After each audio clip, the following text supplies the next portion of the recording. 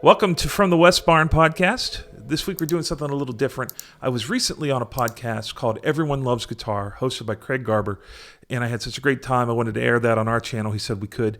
And we're also going to be having him on our channel next week, featuring him, us interviewing him. So I thought you guys might be interested in this. They interview not just guitar players, but people from throughout the industry. So it's a great podcast, and you can find his podcast website at everyonelovesguitar.com. So enjoy it. I had a great time. Thanks for having me. And here it is. Hey, everybody. This is Craig Garber. Welcome to Everyone Loves Guitar. We have a super interesting guest today. Very successful professional in Nashville and record producing and engineering with Joe West. A couple of quick announcements. First of all, I just want to say a shout out and a thank you to Mario Biffarali from Godin for connecting us. Thanks, Mario. And also make sure you go to everyonelovesguitar.com/subscribe and subscribe to the audio and video portions. If you're watching this on YouTube, hit the subscribe button and the bell down there. Joe West, Grammy Award-winning producer, mixer, and hit songwriter. As a songwriter, he's had multiple #1 singles as well as cuts with Keith Urban, Toby Keith, Tim McGraw, Jimmy Wayne, Warrant, and many others. And his music has been featured in over 100 network, cable, and feature films. As a producer and mix engineer, he's worked with Joey and Rory, Emmylou Harris, Warren Zevon, Shakira, Justin Timberlake, Steve Earle, Matthew Sweet, the Indigo Girls. I had Amy Ray on here, man. She was really funny. And other Grammy-winning and multi-platinum selling artists. Joe wrote, produced, and mixed Jimmy Wayne's #1 hit and title track, Do You Believe Me Now, as well as Toby Keith's fastest rising #1 song, American Ride, and Keith Urban's #1, Without You. Joe also has 2 songs on Tim McGraw's #1 record, Emotional Traffic. Other artists he's worked with in various capacities include Rusted Root, The Cramps. This is pretty diverse. Joe D. Messina, Mandy Moore, and Jewel, and tons of others. I had to lot this. That was like the pimple on the elephant's back here, man. And he's also mixed a ton of TV and cable soundtracks. You have, and thank you, man. I really appreciate you. How many Grammys do you have? Well, the Grammys, that's an interesting topic. People will say you're a Grammy Award winner if, let's say you're a guitar player and you played on a song that won a Grammy. You're not a Grammy Award winner. So you'll get a little sheet of paper that says you participated in a Grammy Award-winning record. They only give you a statue if you actually have, depending on the category, it's like if you worked on 51% of the record or you're the producer. Okay. There's very specific rules. I was nominated for a Grammy for Emmylou Harris's Stumble into Grace, which was a record that I engineered. Malcolm Byrne was the producer, and Daniel Lanois produced on that record. And that was in 2002. It was nominated for Best Contemporary Folk Album. And in that same category, because I had done the Emmylou Harris record, we had done a duet with Warren Zevon. He was nominated in that same category and won. So if Emmy had won, I would have got a Grammy for that. But Warren won, and I just worked on the one song. So I never requested it, but I could have gotten one of those sheets of paper. Certificate. And then I won a Grammy, actually went out to L.A. and walked up on stage, the whole deal, for the Joey and Rory record in 2018. But you were heavily involved in that. Yeah, I produced that record. I mixed that record. And you played all the instruments on it, didn't you? Not on the Joey and Rory record, no. That was a real bluegrassy record. Okay. And, the interesting story there, Rory Feek is just a buddy of mine. He wanted to sign me to a publishing deal when I came to town. And then he asked me to make the record with him, and Joey was really sick at that time. This was right before she passed, and it was a record that we had to kind of do. We had to piece that record together. Not a lot of the people were, not a lot of the performances were in the same room. So some of the vocal tracks were from a bus or was from a hotel room where she was getting treatment, or she's just sitting at a desk in a hotel room and on a little Apogee USB mic. The other second verse might be through a C12 at my studio or at another studio, or from anywhere. So it was a really different record, and it was good for me because I was in Nashville. There's not a lot of guys now. There might be a lot more, but there's not a lot of guys that were really proficient at pulling something like that together. So I was a good fit for that record. It's great. And it was a record that I went on thinking, there's not much. I'm doing this for my friends. And then it went on to be the biggest selling record. It was all genre, the biggest selling record on Billboard. across the board from like hip hop, pop, and R&B. It was a 20-week, 15-week number one. It was just this massive, unexpected thing that just took off because the story of that record, the story of their lives was really intertwined with that record. Yeah. Have you ever been on something where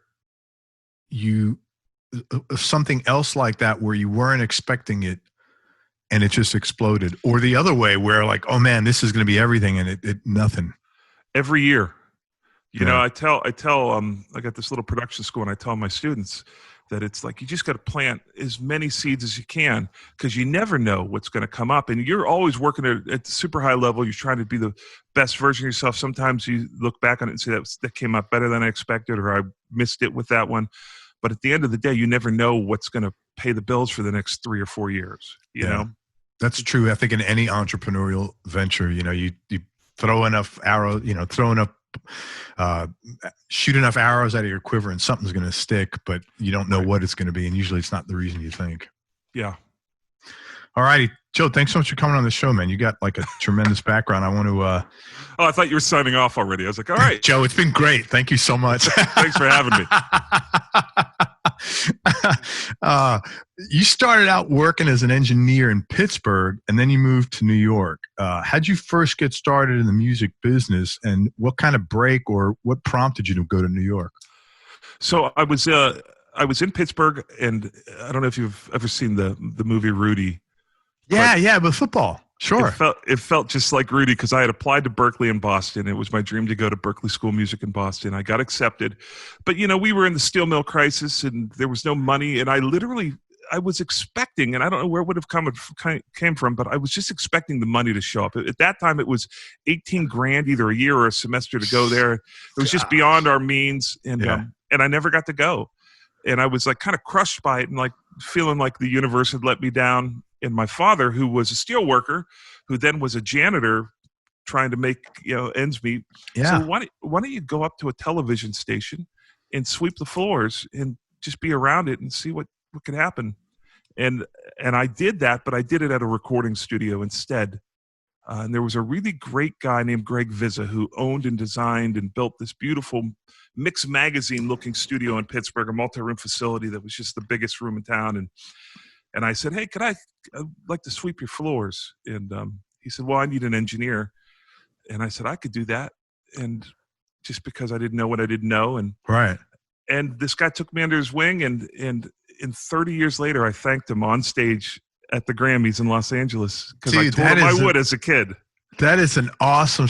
So the universe was in fact looking out for you. Can you imagine if I had gotten there's that song Unanswered Prayers by Garth Brooks. Could you imagine if I had gotten what I thought I wanted, where my life would be? I've had this storied career that was like totally off book, but the reality was it was another book that I thought my life was this book, but it was actually a page in this other book that as you get older at 50, you look back and you say, all those things that happened they're almost, predestined for you. You just have to live your version of where you're at in that story. Okay, so let me ask you this. This is, first of all, that is such a good story, man. I love stories like that. And that's what I love about doing this show, because there's a lot of them if you really look into it. But after that, and man, kudos to your dad, the steel worker, for saying, just get your ass out there and do something, get next to those people and something will happen. What genius in that, right? Well, it goes to show you that if you just show up enough times, someone else was talking to me and I said, if I had just stayed home 60 days in a 30-year career, my name wouldn't be on any record that anyone gives a hoot about, right? So you don't get to choose the days. Yeah, right. You just got to show up every day, and you got to do your thing. That's why you can't say, "Hey, I'm gonna make $1 million." The guys in McCartney's band get $1 million on retainer a year. Right. You can't just there are no big breaks. That's the other thing I learned. Your big break is showing up every day, and then every once in a while, a couple slip by the goalie, and you have something that you can build off of, and go to a different city and start working. And it's just interesting. I used to get so stressed about decisions. and worried about making the right decisions as a young kid, that it gave me great peace as I started to have a life unfold in front of me that, oh, I just need to be the best version of myself all the time. Yeah. And that then pivot when I need to pivot, you know? And I think you said something else that I know I have found a lot of peace and comfort in is you said, just show up and do the work. And a buddy, I was talking about this 6 to 8 months ago only. And he said, Craig, don't be attached. Don't be part of the results committee. And I said, shit, man. And that automatically clicked. And I had really been working on that, but like I couldn't conceptualize it that crystal clear. And that has been such a huge thing for me, man. Like just not emotionally attached, just do the work because I can't control that. I can control this, showing up every day. Yeah. What can you control in your career? It's just be on time. Be great. Be on time. Yeah, be what the room isn't. So like me, I became this dude that could do a lot of things. Some of the credits you mentioned were just one day in my life. Right. It's like the Indigo Girls, I mastered a record for them. I'm not a mastering engineer, but an opportunity came. I knew enough about it. I mastered a lot of records, but I'm not a mastering engineer. Sure. Right? Scale, be what the room isn't. If you don't want to be sitting on your couch, the last thing I wanted to be was sitting on my couch because I felt guilty if I turned down a gig and then I was like waiting for the next gig. I felt like that's on me. So when I was coming up, I took all the gigs, and those gigs led to other gigs. And soon I was able to say, I can't really do that. I can't work for that rate, or the schedule doesn't work. But I to this day, I don't ever say no. I say yes, and I just make the rate accordingly if I don't want to do it. And then, and then if I'm doing it, I can't talk about the project because I had to sign a non-disclosure. But someone asked me to do a single with this artist, and I said it was going to be $100,000 for the song, for me to participate in it because I didn't want to do it, and I knew it was going to be a heartache. But the steelworker's son in me said, "Don't say no." I will do that record for $100,000. That's one song for $100,000. I will do it. To me, not like record budget. To me, to you. I'll do that, and then while I'm doing it, I won't be miserable because I know I'm making $100,000, and I'll be able to put that into a creative thing I'm doing forward or whatnot. So, yeah, man, I call that an asshole tax. I always say I'm doing it, but I'm charging you the asshole tax. I tell them that, but that's what I call it. Sometimes they aren't assholes. They're just going to be a heartache. Some records are heartaches. Everything great I've ever done feels like you're birthing a child, whether it's writing a song or producing a record. If it's going to be truly special, you're going to have to do this thing that is like, it's painful to pass. It's just going to take every bit of stone. You're talking about like it's a kidney stone. It's painful to pass. It's going to take its toll on you. You're not going to be as strong for a while afterwards if it's worthy, because it takes you to put your whole heart and soul into it. Yeah, man, to be truly great. So I want to dedicate, I've got a mission statement that's like, be a part of records that are better than me, right? And to be an essential part of making those records. That one mission statement for me, I can't, and it's also to provide for my family in the music business. So between those 3 points, I can make a decision on every record or every project or every song I'm a part of. Yeah, for sure, man. So let me ask you this, because I read what you just said. I read an article about you that, the steelworker's son in you is like, man, I don't want to say no. And then you just mentioned, I don't like sitting around doing nothing. Haven't you found to some extent, though, as far as not being willing to sit around doing nothing, haven't you found this a bit of a blessing and a curse? I don't think it's a curse at all. If something's truly not going to fit into that mission statement, I'll feel okay with not doing it. But I always tell my guys at the school, I always tell them, if you lack inspiration, just move. It's like a fish. You need to get water over the gills. If you feel like you don't have it in you that day and you're bouncing around on the same 4 chords up on the end of the neck, pick up a high-strung guitar, pick up a bass, go to the computer. You need new information coming at you to then have an opinion about. So I think that the perpetual movement is what keeps you going. As soon as you stop, nature takes over, right? And you end up sort of growing hair and getting lethargic. So you got to keep moving, as long as you've got something coming in, you can have an opinion and then create from that. So no, I haven't. I don't think that you have to know what it is you will and won't do. I was starting to do a lot of stuff in the urban world. You know, I started doing some records, and I did a Tyrese single, and I did a 702 single for the Stuart Little soundtrack in New York, and these producers started using me nonstop, and I was just like, this is not me. This is not not what I'm supposed to be doing. Every second I'm on this record, I can't be on the record I'm supposed to be on. Right. So I bowed out, and I feel good with that. You know, otherwise I'd be looking at a very different career. No, I mean, I meant as far as I don't know about you, but I'm like that, and I've struggled, and I'm trying not to be. I've been saying this 15 years, 20 years, to slow down, not slow down, just breathe a little bit. You know, and when you're so sometimes when you're so preoccupied with getting shit done, it's hard to do that. That's true. And I come home at night. I end my day at 5. And my studio's on my property. I don't fly around the world anymore to make records. If people want to make records, they come to me, and people love coming to Nashville. So thankfully, that's a good thing. I try to make sure that my family life is good. I take the weekends off. Okay, unless I can't, you know. When I started, I was in Hamburg, Germany for 45 days making a record, and that was just, I couldn't sustain that. That's just not who I am. I'm not that guy. Yeah. So I tried to put some general rules where it's like, I'm not going to let it supersede my personal life. I've got to keep that intact because I need that to do the music.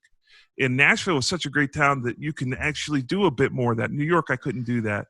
You'd get in a car and go up the Parkway and end up in some Hudson Valley studio making a record for 2 weeks at least, you know? And that was, I don't know that I could continue doing that. But Nashville, it's so busy and structured that you can do that. You can write every day, and you do so much more work. You're so much more prolific than you would have been in New York. But you can then say, hey, I'll see you on Monday.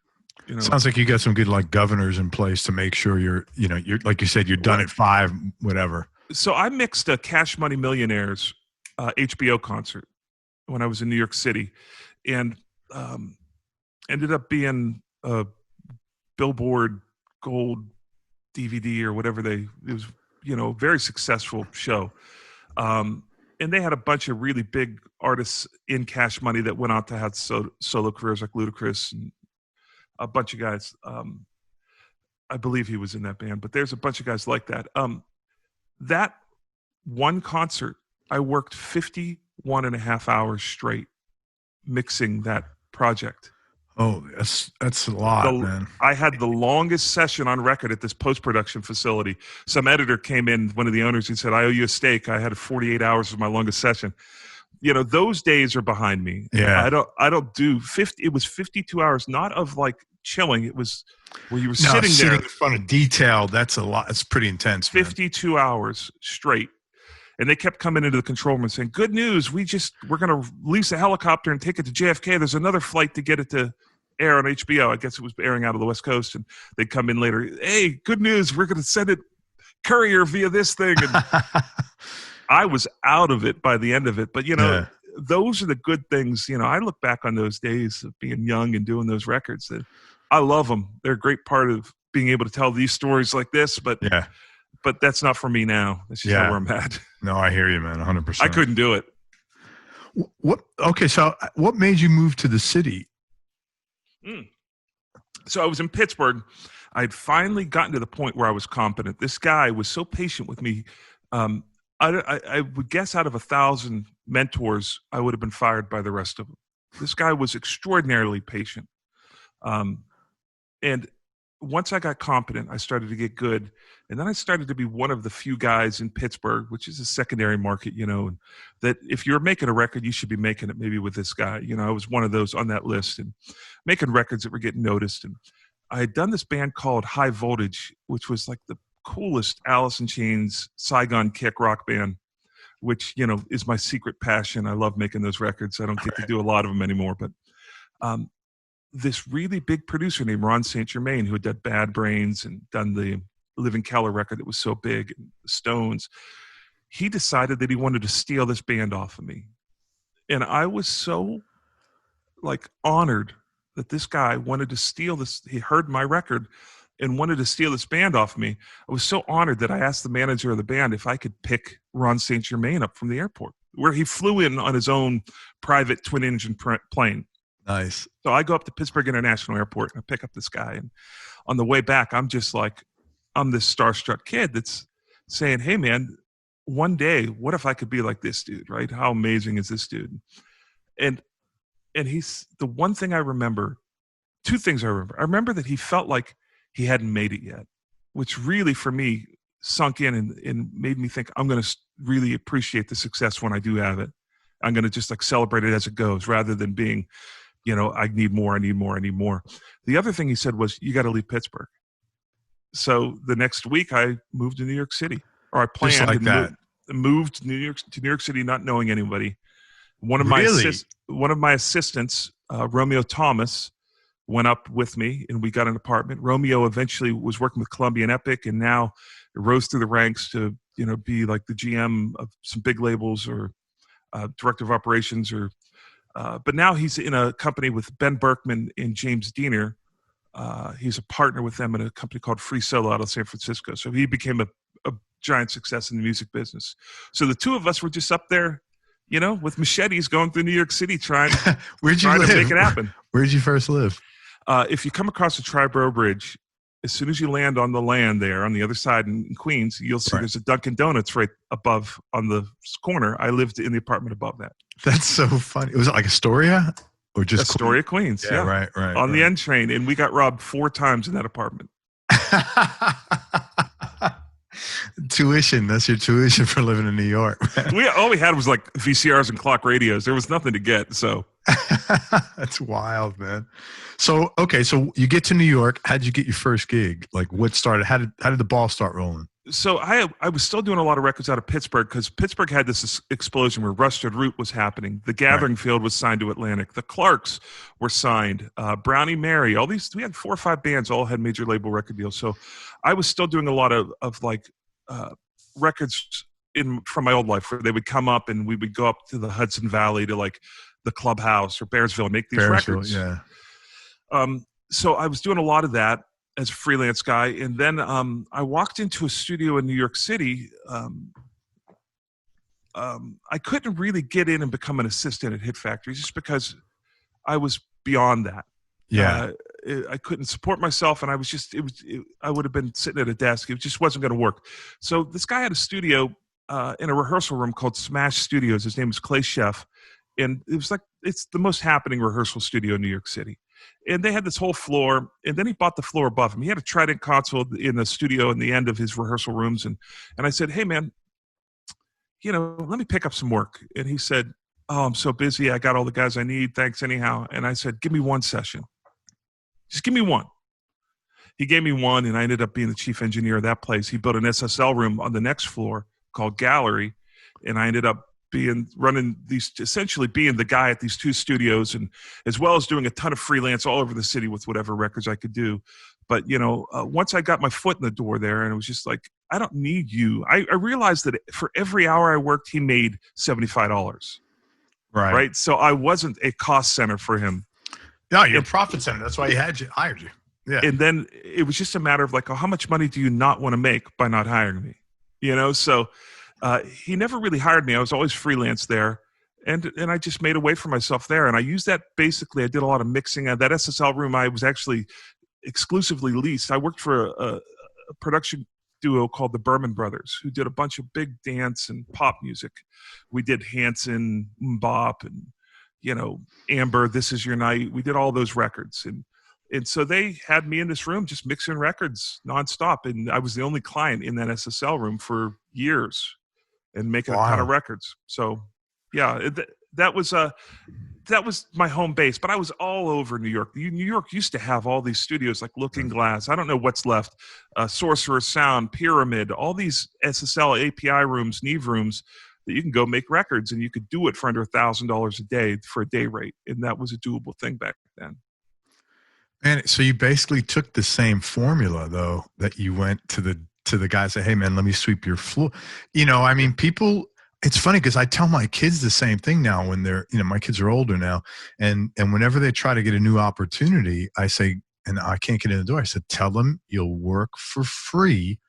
If they're unhappy with the work you do, please don't, and you put it in writing and it's all cool. Or just tell them to give you a shot for free for a week, because not a lot of people are willing to do that. And it's there's nothing to lose almost, if you're halfway competent. That's really good. I think I hope, younger people listening that are looking for opportunities take that to heart. You have to believe in yourself. Yeah. That you've got something that you're like, watch this. Mm-hmm. Watch me. Yeah. And then it's like, if it's not a cost center to the business, then you're just like, how do you not want to make money? Right. Yeah. I was just like, give me a shot. Just give me a shot. Yeah. I do that to this day. People ask me to do records, and I say, you know what? A record company just called me from out of town, and they want to do this artist. And I said, let's not talk about a record. Let's do a song. See if we like each other. Before we spend all this money on getting paper with my lawyer and your lawyer and the artists and, articles of, direction, let's just see if this is working. And then we'll figure out if we want to do a record together. Yeah, that's it takes so much pressure off, and then everybody's natural. And if it doesn't work, great. You've got no skin in the game, so you're not committed to a record. It's good for them. It's good for me. Yeah, that's great, man. So how long did you stay in the city for? And did you ever leave the Dunkin' Donuts above the Dunkin' Donuts? We did. I started dating this beautiful woman who I'm married to for 22 years last week. Congratulations, right on. She had a rent-controlled apartment in the city. Oh, that's why you wanted her, man. And I can remember. No matter how good looking she is, she's got a rent-controlled apartment. I can remember that when she came out to my place in Queens, she cried. So we jumped back in this jitney cab and went to her place. So we had this little alcove studio on 30th and 3rd in Gramercy Park. Oh, that's a really nice area. It was incredible. We couldn't both be in the kitchen at the same time or open up the refrigerator and the oven, but it was great. And we were in the city for a decade. That's great. Well, you got to, it's either space or location, man. You can't have both unless you're super. I don't mind, man. I got a house that's pretty big now, but it's like I'm the kind of person, if I just had one open space, I could live in it. Yeah. No problem. So what prompted you to move? What was like the final straw in New York? All right. So I was writing a bunch of songs that were getting used in television.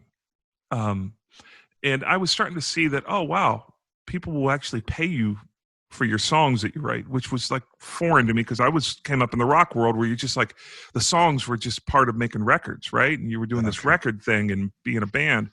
But, these songs started to go off and have lives of their own. And I was making, 20, 30 grand a year from TV placements. Just from licensing.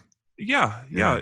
And they would license my demo or my record, my recording of it. And then I get paid for the copyright and the license of the demo. And it's a great thing. But it planted the seed that you could actually make some money.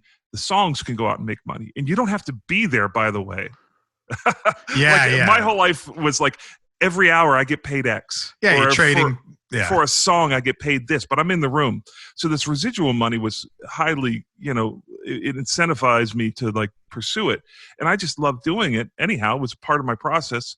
And I ended up, at that point, I knew music could be monetized, copyrights. I then got asked to, it's an interesting story. So let me step back one step. There was a rock artist named Chris Grace, and he was an incredible rock artist, like Perfect Circle and Tool. And we were making these records that were just stellar records that were just like so much fun because when you turned them up, you just literally your hair would blow back like the Memorex ad. These were blazing records, like Urge Overkill records. Chris Grace? Chris Grace. I've not heard of him. That's really weird. Well, he never ended. His dad was the president of BMG Distribution, Pete Jones. And Chris never wanted to go down that road where he could have got a record deal in one day.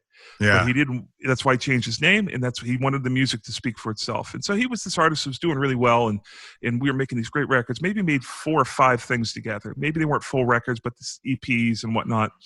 And then he came to me a little bit depressed. I could tell he was heavy, and he was like, "Hey, I got this opportunity to work with Malcolm Byrne, a Grammy award-winning producer, and and I think I want to do it. And rather than be upset, I was like, that's awesome, man. And in fact, I lent him a U-47 that I had and a set of V72 Neumann mic pre's tube out of the old EMI valve consoles, these Beatles mic pre's.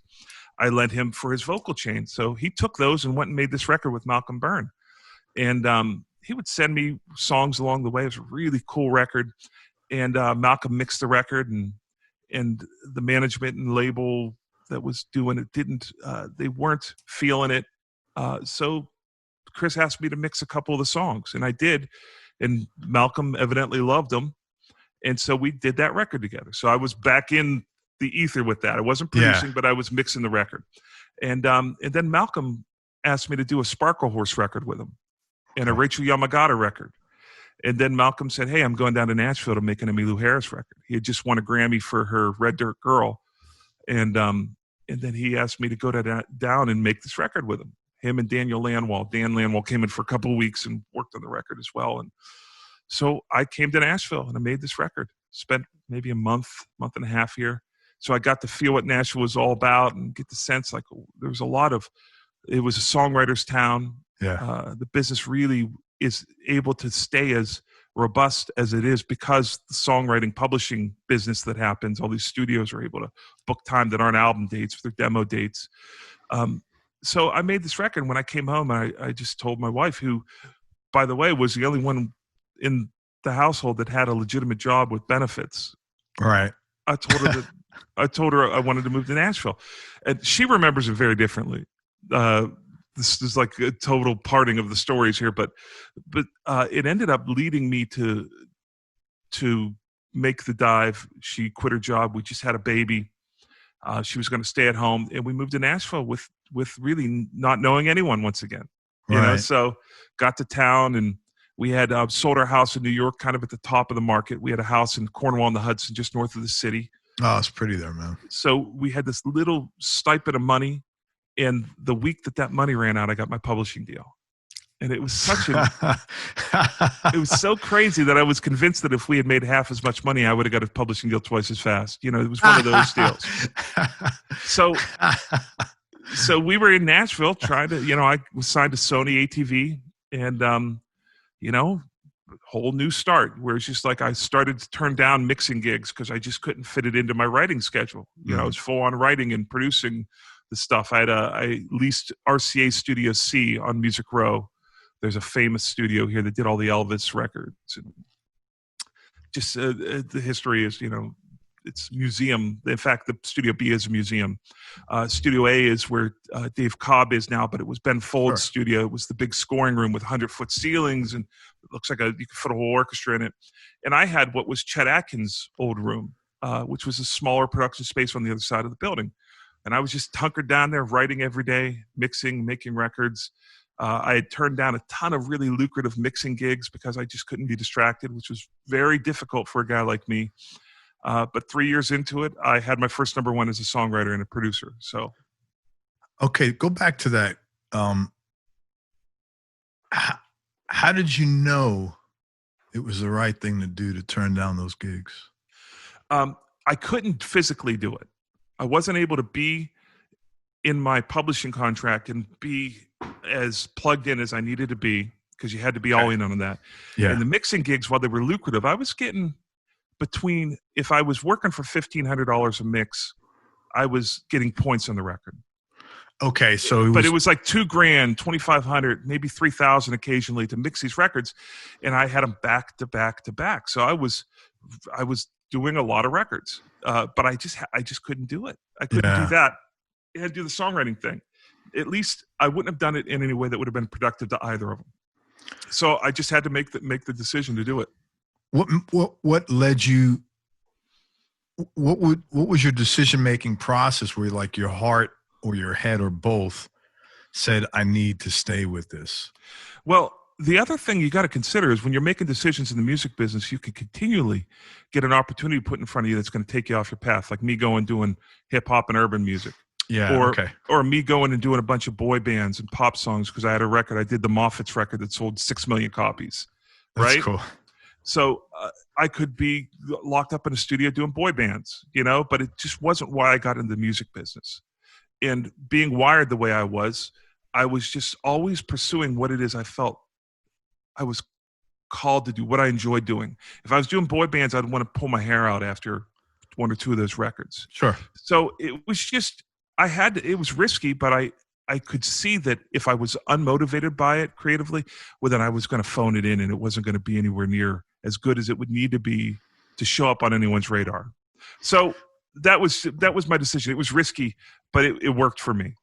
So it was this, you felt that you had that calling, as you said, that was what kept you in on that. It was like, I know this is my function, my purpose. You can't get distracted. Yeah. You got to look at opportunities for what they are. I will take $100,000 record as long as I know I'm off of it in 3 months. Yeah. I can hold my breath a certain amount of time. And I don't want to just take that money and have a smash and grab. I want to be the best version. I'll walk off a record if I don't feel like I'm the right person. People call me and ask me to do a record, and I'll say, my buddy would actually be better for this record than me. You know, and so I try to keep that. When I was young, I just needed to work, and I was an hourly guy. But when I started getting into, like, you bid the job and they're saying, hey, we'll give you X to do this and a production stipend and, this much to mix it. When I started to get to the residual stuff and the bigger budget stuff, I started to figure out that I could only really be great if I was all in on it. Sure. I wasn't going to be the guy for everything. And you had the discipline to delay gratification because you had the intensity behind it to know that I'm going to make this shit happen. Yeah, I had the opportunity to go out and work on the Metallica record early on as a Pro Tools operator. And I thought, man, that's a big record, and I didn't do it because I just knew that I didn't want to be a Pro Tools operator. Yeah. It wasn't where I needed to be. And I'd be, for every second you're on a record that you shouldn't be on, that's a second you're not on the right record. It's the way I looked at it. Yeah. So opportunity cost. For good or for bad, you got to gamble on yourself. Did you always have the mindset of, this is what I want to do? In other words, did you always have the mindset of, I'm going to do as a career things I want, things that bring me joy, for lack of better? Well, here's the other benefit from being raised in a poor family is that what's the worst that's going to happen? You'll be poor. Right. I knew how to survive as a poor person, right? So for me, it was always like, I'm not going to get into that fear-based where I have to have a car payment that's $500 a month. I'm not going to have to have that stuff. I can always go back to staying at someone's couch before I had a family, and I don't know if it's self-driven or if it's the universe, but when I got married, I made more money. When I had a baby, I made more money. When I bought a house, I made more money. These things tend to happen for the right reasons. I got to support that stuff and make the right decisions, but I was never afraid of bouncing back to slumming it. It's what's happiness. I don't want to drive a BMW if it comes along with a bunch of baggage where it's like your day-to-day is a heartache. So, no, but what's pretty cool and what is different is when you are raised in a poor environment, because I was, and I did not get this message, but you did. And this is what I'm really like, wow. That somehow you had in your head, oh, I can do a career. I could do things that make me happy. That's not very usual for people that come from that demographic. I don't think I ever looked at it past maybe a year. Like, can I do this for another year was always my motto. Can I keep it going? Is there a marketplace for me to be of value where I could pay my bills for the next year? It was only after I started having hits and the money kept coming like every quarter and bigger money came that allowed me to not look at my bank account at the end of every month, where it's like I knew I was covered, that I knew I was in it for the long haul. For me, it was always like, oh, I might end up working at the post office. Who knows? Okay, so it was a hustle that happened to work and you just had it in your head, okay, I'm okay here, I'm doing well. Will I like this for another year or can I make this continue to go? And if I can, I'll stick it out. Yeah, not even like it. I loved it. You know, it's what I wanted to do, but it was like, will they allow me to do it?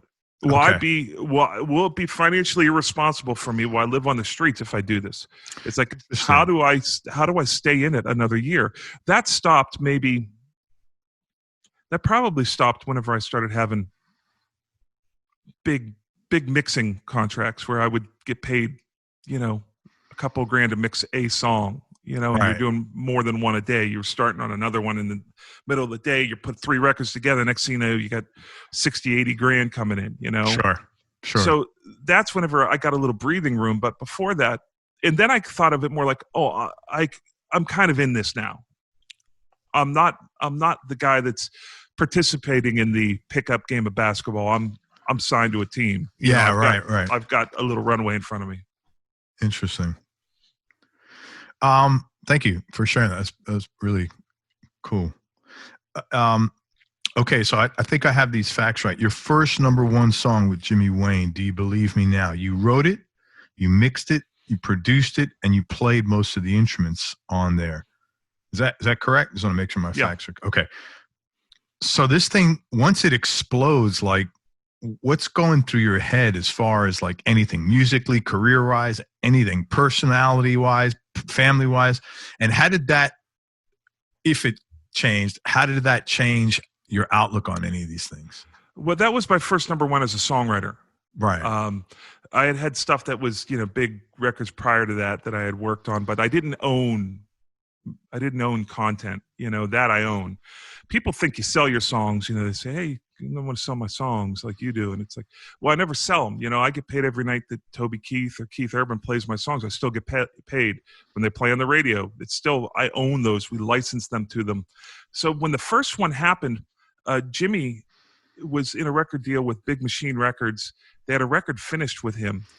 And they were ready. They had picked a single and they were ready to put him out and put him to radio. He had another record that had 3 top 10s. He had 3 top 5s on the last record and one that was maybe a top 10. And this record was, I got to write with him after that. We didn't write anything, but when he left, I said, let me play you this song. And I played him Do You Believe Me Now? I wrote that with Tim Johnson and Dave Pahanish. And he loved the song. And then he said, let me put my vocal on that. And we did. And he kept it on the down low because he was really nervous about his position at the label at that point.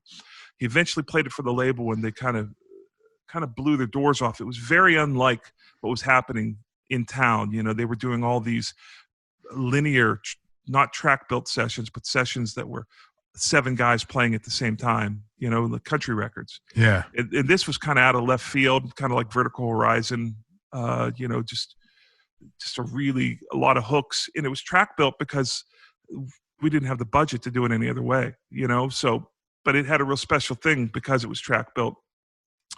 And track built being, you know, I'm sitting there, I play B3, I play bass, I play guitars. Next thing you know, you got a song, you know, that's what track built is. And then that ended up. Did you read my mind on that? Because I was just about to ask you. I was just going to say, can you just clarify track build? And he said track build. I'm wondering, like, I remember when I was a little kid, my parents would say, "Oh man, you're really tired. It says that on your forehead." Did it say that on my forehead? Well, there's certain things, nomenclature. Have that perplexed look. There's certain nomenclature they use in Nashville that doesn't. It's not other places. Like a record is a song in Nashville, one song. Hey, I made that record with him, and it was like one single. It's a record. It's like a 45 record, you know. Yeah. And one of those things is track built versus like a linear built song or a full band tracking, you know. And the track built thing was something that I had done in New York nonstop, just because that's the way we made music, and it's the way that Jimmy Wayne's single came out. After the label heard it, they called him a half hour after he played it for them, and they said, "This is your new single." And the whole radio promotions department was on speakerphone with him, clapping for him. And so we secretly went in and recorded a whole record without the record company knowing, me and Jimmy. And this record that they had, he just went to them and said, "Look, this record sounds so different, the one that we have, this single, that it doesn't fit in." Mark Bright, who's a big producer here in Nashville, and Nathan Chapman, who did all the Taylor Swift stuff, had done the other half of the record. And he said, it just doesn't fit in. So they ended up releasing a whole record that I had done with them. And that song went on to be 3-week Billboard #1 and second biggest song of the year. So it was huge, and I didn't know what to expect because I hadn't had that. You know, Right. you think it's going to be a certain way, and a lot of those things came true. But the one thing Jimmy instilled in me was he's like, "Hey, man," I had this little half fridge in my studio, and he would come in. It was a stainless steel fridge, and he would take a Sharpie and say, "Number 65 on the country charts," and the date 64, and all the way down to #1, right? That's But cool, man. he would say, "Hey, it's number 12 this week. Go take your wife out for dinner. You know, celebrate it." Right. And so I did do that on a personal level. I can remember the day I got the call on a Friday that it was going to go #1 on Monday because they know that, you know, and I was driving, and I remember I was driving into Nashville. I remember thinking, man, when I die, they'll say, he once had a #1 with Jimmy Wayne. You know, it was one of those things. So isn't it weird how guys always think that, like, women never sit there and think, oh, when I die, that's a guy thing, you know? Like, my wife has never done anything remotely like that, but I have. It's so wrapped up in our purpose, right? It's yes. like, if you do it, at that point, I had been writing songs forever, but it was like half of me felt irresponsible for doing it, right? And I felt like, what am I doing here to my wife and my little baby? Is this something? Am I just allowing myself this thing? And maybe I'm not any good. I think I'm good. Maybe I'm not any good. And that was just like, hey, you're doing the right thing. You are good. Yeah. Guess what? It's the biggest song in the country. So that was more of a vindication maybe than it was. The celebration was like, it took a big weight off my shoulders saying, you know what? The universe is telling you you're doing it right. You're doing what you should be doing. Keep on doing it. And then the hits just kept coming after that. You know, the next year I had a #1 with what's his name? Toby Keith. And the year after that I had a #1 with Keith. And the year after that I had the Tim McGraw stuff. So, you know, it was really reinforcing the sanity that I wasn't doing the wrong thing by my family. At a certain point I had obligations. I needed to make sure I was spending my time in a way that wasn't just self-gratifying. All right. So thank you, man. That was very, very cool. 2 questions from that. The first is, you mentioned the universe several times. Were you always someone that trusted the universe? No, you learn to trust it, right? You learn that the first time you walk into the ocean, you learn that you're not going to be swept out to sea. You don't know that until you do it, right? Right. And of course, it's the first time you get to see the ocean too, which is like no one can explain that to you. So it's a learned behavior, you know, and you slowly get more secure in what it is you're doing. You trudge out a little bit further into the waves until you're out in the surf. And so you learn to trust it. And I learned most of that by looking back and saying, you know what, I'm not going to worry about this because I've been here before. I can get out of the woods. I know where I'm at. I have a compass built off of experience. And then you start to realize and attribute it to the universe, but it really is just like, oh, this is doable. I'm where I should be. I'm doing the right thing. I can move forward. I know I've been here before and I can navigate it. And when you look back, it looks a lot like predestination, like the book's already been written, but it really just builds you of what you're able to maybe do. It's like building the Empire State Building. You're slowly building another layer on top of the substruct that you have. I actually believe you write your own book. You write your own ending, your own story, if you want to do that, you know. The second question I wanted to ask you is, how the hell did you even get into country music? It's hilarious. Like, I know you weren't listening to it. Like, they don't even allow, I don't even think they have country music in New York City. Here's the beautiful thing about that. Country music isn't Kenny Rogers. You know, it's not Scruggs and Flats.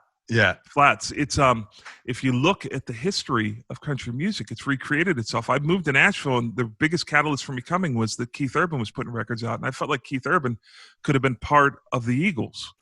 Yeah, so it's contemporary. Yeah, it is. I mean, you watch Tom Bukovac, you watch Jerry McPherson. Yeah, you watch it. These guys were all closet rockers. Yeah, for sure. They grew up on Joe Walsh in every record, the Beatles records. So everybody running the country music business they're all rockers, you know, from the 70s.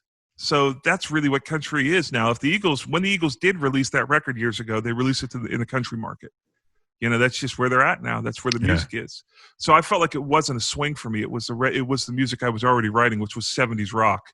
Yeah, at the time you came through. If you had come 20 years earlier, it would have been a problem. But yeah, it would have been. I wouldn't have been successful. And I don't know that the bro country thing is. It's not my thing. There's things that I like, but it's just not. It's not call it the bro country thing. Well, they've got a new one called Boyfriend Country now. It's like Dan and Shay, all that sort of. I could probably be more into the Dan and Shay movement than I am the bro country. I just wrote at my barn the other day with a couple of guys that are into the pop country thing, and it was just like, that's not why I'm here.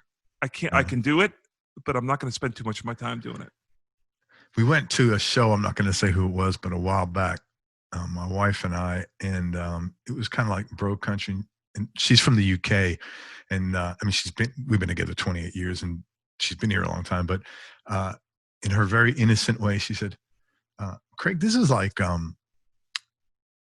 cowboy disco, right?" I said, "Yes, it's exactly what it's like, And it was. And who knows what it becomes next? But it usually has a cycle of about 10 years. Yeah, and you'll run the gamut all the way through it. And there'll still be people like Garth Brooks putting out songs, and I think Miranda Lambert she doesn't give a crap about the trends. She's writing really cool music. A lot of the girls in country are really writing some really great stuff that's just great pieces of music.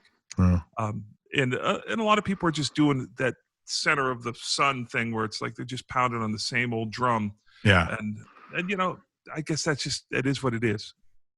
I actually think Amy Ray is a great songwriter, man. Oh, she's a very talented woman. Hey, so I'm going to ask you about some of the folks you've worked with. If you could talk about how the gig came together, and then maybe a cool or interesting or funny or not so funny story about working with them. Let's start with Indigo Girls. So the Indigo Girls was part of Chris Grace was working with a Universal company, and they had these live records that needed mastered. And it was Steve Earle, the Indigo Girls, not the Delaney's, the Irish rock band. Coors? No.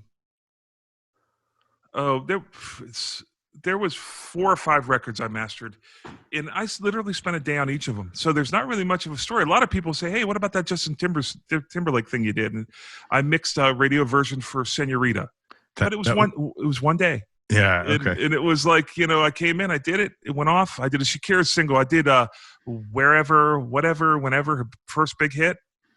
I did a radio single for that was like a Hot 100 version. And, I don't usually meet them if I'm mixing. People, they'll look down the discography, and there's not a big story on a lot of these pop things just because they happen in a day. Like a mastering engineer, they come in and they're out. When you're mixing, so you'll meet artists when you're mixing when it's a band, though, right? When it's not a pop artist, when it depends. Like Dropping Daylight was a band on A&M Records. I had done, Flyleaf? No. Rock band out of Texas, big record. I had mixed their first record for A&M. It was very well received. And then they went to work with a big rock producer. And I got onto that record as well as a producer and mixed some stuff on it. And I have met them because I've tracked and produced records with them. But Dropping Daylight was like an Incubus meets Ben Folds 5, piano-based, really heavy rock band from Minneapolis. Incredible. That sounds great. What are they called? That sounds great. Dropping Daylight. Incredible band. And they were a band I never met.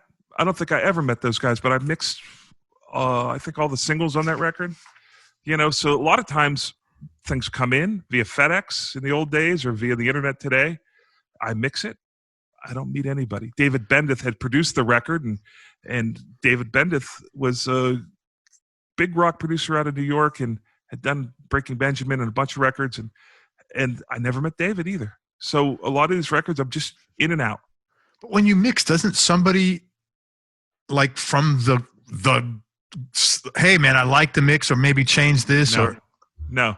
Usually what happens is that like for instance, the Dropping Daylight record. I had a vacation booked, which for me at that age was critical. You know, like missing your vacation is like someone telling you got summer school. Yeah. And the label reached out to me and said, "Hey, would you spec mix this single?" We were going out. David Bendeth mixed it. Sean O'Keefe, punk rock guy from Chicago, mixed it, and Nick Rascaleras from the Sound City documentary mixed it. Mixed it on an 80 series Neve, mixed it on a Neve VR, mixed it on an SSL. I said, well, I'm going to cancel my vacation, so I'll mix all 3 of the songs. I'm just going to mix them because I'm taking the time off anyhow. Right. I mixed them. I had leased, when I first came to Nashville, I leased a little ISO booth in somebody else's studio. And I mixed those 3 songs on a Mix Plus system, an old Pro Tools system, just in an ISO booth. And ended up beating out those guys, you know. So a lot of it comes in just sort of like spec mixes, send it out. And if you get chosen, they're going to pay you your rate. So you do it for free, and then they pay you the $2,000 or whatever you charge. Oh, dude, that's awesome. But very rarely is somebody in the room. Sometimes there is, but very rarely. When you get more and more mixes and people start to come to you as a mixer, a lot of times it's just like, hey, we want you to mix it. You mix it, and then there's a revision process remotely, which is much better. Because these people don't know my monitors. They don't know my studio. They're sitting on a couch, usually behind me. They're interrupting, you know, and it's the best version is like I say, hey, take it and listen to it where you listen to music. Listen on your headphones, listen in your car. If you have a stereo you listen on, and then give me a punch list, like number them. And make sure that the bass player talks to the lead singer before I get it back, so the bass player doesn't say raise the bass, and the lead singer says turn the bass down. Very calculated process. And most of the time I was dealing with A&R guys. So the band was usually a step removed, and I would get notes through the A&R or maybe directly. But it's a very solitary process, which can be, you can build a system where you're really effective. You get a band in there and forget about it. Yeah, I can understand that. That's funny, a punch list. For anybody who doesn't know what a punch list is, it's like when you have contracting or workers in your house, and you know, you go through, you do your inspection and say, hey man, you need to fix the crown molding over here. It's number 1, bring the vocal up. Number 2, less background vocals. Number 3, turn the guitars up, make them more bitey. Number 4, the snare drum, put this on it, you know? And that's, you know, then you just go back and forth once or twice and you're done. The Cramps, how the hell did they fit into this mix? This is awesome. You know, I don't even remember that. When you said it, I'm wondering what that is. It's on my discography? Yeah. Can you read me what it says? Yeah, man. Hang on one second. Because I'm pretty sure I got that off All Music. Give me 1 second.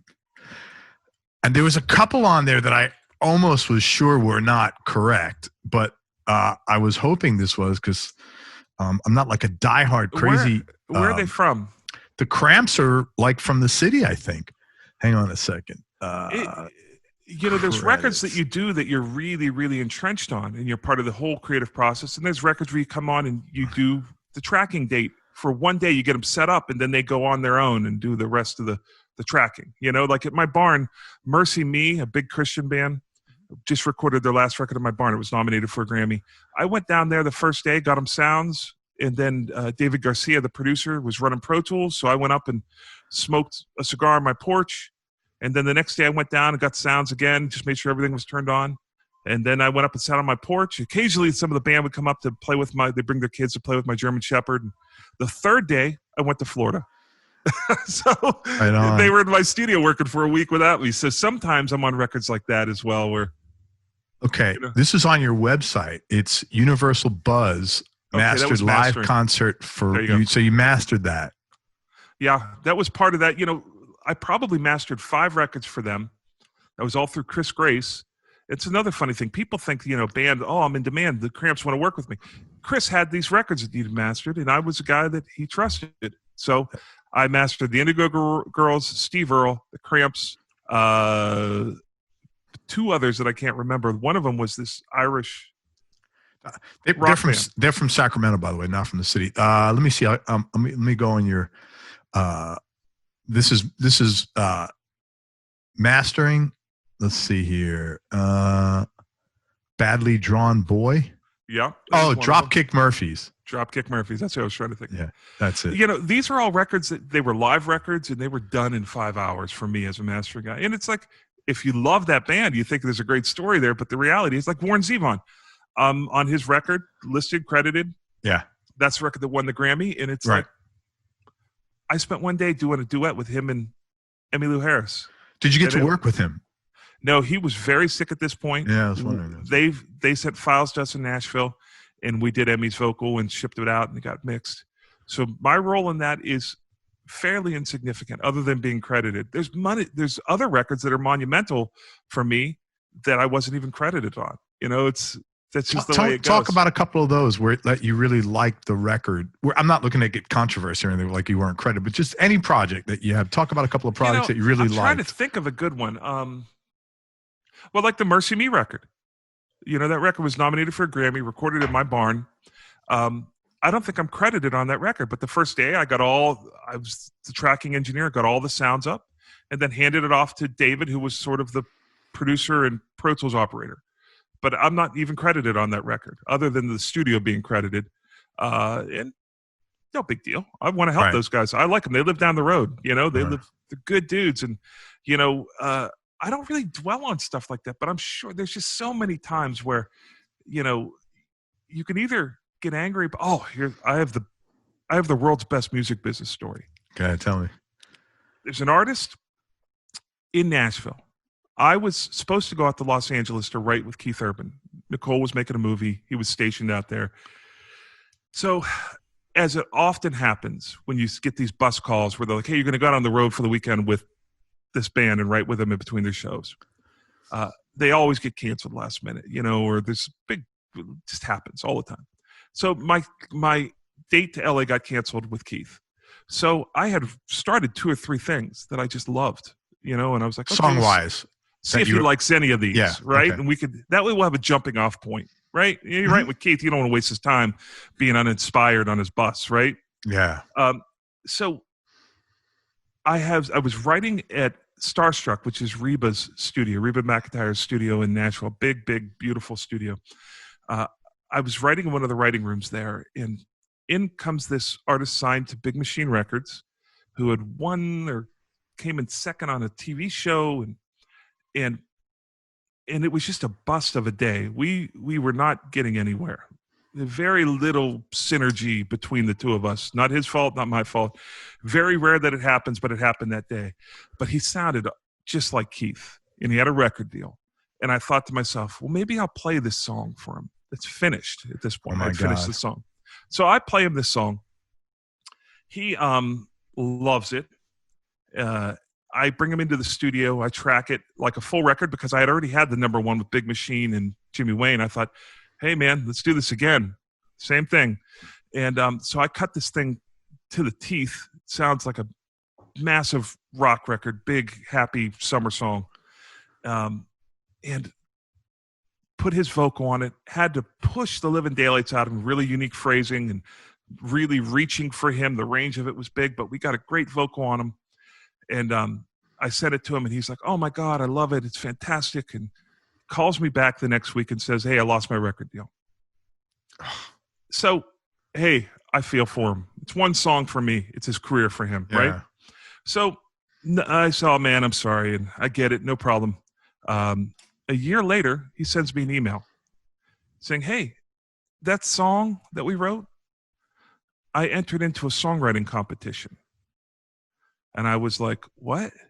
Because he didn't really write the song. I'd put him on as co-writer because I'm more than happy to do that. That song was already finished whenever I brought it in. But I brought him on because he was going to do it as a single, and the record company was going to spend hundreds of thousands of dollars pushing it up the chart, share the intellectual property. I have no problem with that. But it felt weird that he had submitted in a songwriting competition. I figured he'd want to submit one of his songs that he actually had. Or at least pick up the phone and say, hey, by the way, remember that song we worked on? I mean, that would be common sense. Are you cool if, whatever. But to unilaterally do it, that was kind of weird. I'm pretty easy breezy about that stuff. Whatever. Right. And keep in mind, he had been selling the song on iTunes at this point. right? So he's selling the song. The demo we had recorded, the way the publishing world works is to record that demo costs about $800, right? Yeah. Session players and studio time. They split that in the copyright. So since we were 50-50 on the copyright, I owed $400, he owed $400. I was getting calls from Sony saying, hey, this guy didn't pay his demo bill. And I was like, it happens. And then I start seeing that he's selling the song, or I heard that he was selling the song on iTunes, which you're not supposed to do with a demo because that's supposed to be kept in the industry. It is what it is. He calls me and tells me that he submitted it to this Guitar Center competition that had 10,000 entries, and it won, right? And guess who the judge was? Keith Urban. So Keith Urban, my God, picks this song that I had written for him. I just had the number one with Keith. And this guy, and I was like, oh, that's great. And I was like, I was just kind of stunned and confused about it because it just felt like, there's like a big part of this conversation that's not happening. Yeah. So part of it was like he won X amount in prizes and cash and gear. And I thought, well, maybe he'll give me an Epiphone guitar or something. Who knows? Sure. And this is the music business. I'm fine with all of it. Yeah. So part of his prizes was that he got to go into the studio and cut a record with Keith Urban and Dan Huff. Oh my God. So they cut the record. Oh my God. So Keith is playing and singing on my song that I had written for him. That wins this competition that he picked out of 10,000 songs, right? And then they decide they're going to make it the single off of the record, right? And part of that was that iTunes was going to give it away as the free download of the week. I guess, I don't know if they still do it, but they had, at the point, they were giving away free downloads of the week. But that's an issue for publishers because the copyright, you have to ask the label, you have to ask the publisher for a gratis copyright, a free copyright saying it's for promotion. Yeah. They never asked for the gratis copyright. Were you even listed as the co-writer on that? I'm not sure. I don't know that I ever saw a liner note on it, but they never asked for the license. They never paid for the hundreds of thousands of downloads, what I imagine it was, because that's kind of what they were getting on those free downloads. And here we are 2 years later, and I haven't even been paid the demo bill for that song. You had to cover his demo bill. Very little. I did have to cover it because it's part of my publishing contract. I recouped that stuff. It was just one of those stories that I was almost, as it was unfolding, I was actually like, this is the greatest. It's like that 50-hour session. It almost became like worth it because the story was just such a good example of all the places, all the pinch points in the music business where you can just get uncredited. I remember after it was being released, I searched it in Google with parentheses around my name and his name and the song title. And they had done a bunch of press, like the Associated Press, where they'll just take press releases and you'll see them in a bunch of articles. And one of them was, it got down and said, the artist's name wrote the song with, and I thought, here it comes. He's going to mention me. And he said, the artist, unnamed, wrote the song with Keith Urban in mind. And that was it. God. Dude, do you want to out him right here? Well, it's just funny, and it's like you got to let it roll off your back. I like the story because it's such there was a million parts. I tell people Hitler would have paid that demo bill. At a certain point, how do you have all this goodness come in your life and you don't at least pay the demo bill? That is so just like gross, man. Then I had a songwriter friend who signed this artist to a publishing deal after that, and he asked me to write with the artist, and the artist called me to write again. The same dude had the balls to call you to. What was your conversation with him like? I don't think I returned the email. Yeah, I don't want to get into that. It's you know what? I don't ever fight, man. A delete. We always is have much these easier. stories, these music business stories. We all have them. I always liken it to that scene in Jerry Maguire where they're at the table having their date, and she said, let's not tell each other our sad stories, right? Everybody in the music business has these stories. Let's not tell each other so our sad stuff. I decide not to roll around in them, but I just thought that particular story, and there's no hyperbole in that story, that was my experience with it, and it was like it was an example of at every single junction the wrong thing was done. Yeah, that's you know what though? I think if you're in any business again, I'll say what I said before. Anytime you're an entrepreneur, you're going to pay tuition like this. Period. Yeah. Well, It's you know, just, we it. had the number one party for Without You, and Keith was there, was celebrating the songwriters that wrote Without You, me and Dave Panish. And Keith said, I love that. I almost said the artist's name. He said, I love that. He said, I Come on, love inside, man. You're going to feel so cleansed if you just come out with it, Joe. Come on. He said, I love that song. He said, I wanted to record that song. And I told him, I said, you know, so-and-so would love to have a number one song. That song was written for you. Does he know the full story? Oh, no, I never told him. I only tell it not like to get – I would never want to get back at the guy, but I just think that it's like it's a perfect storm of what is wrong with – what can go wrong in the music business. And it was just like at every junction, I got my hat handed to me with that instance. And it was one of those things that ended up becoming more entertaining as a story to tell. Sure. And over the years, you know, the elephant didn't get any bigger that I shot. You know, this story, to my recollection, is exactly how it happened. There's no exaggeration. It didn't grow into this fabled thing. That's what the music business is. And then you'll have an artist like Jimmy Wayne who would go on television and press and on radio, and all he would talk about was me. Yeah. You know, so that you have those two. It's the yin and yang of it. Yeah, absolutely. And it's good that, I mean, this stuff happens every day and it's just people are assholes sometimes, and there's nothing you can do about it. You just watch and smile. And it almost brought me peace that the guy asked me to write again, because I felt like maybe he didn't do it intentionally.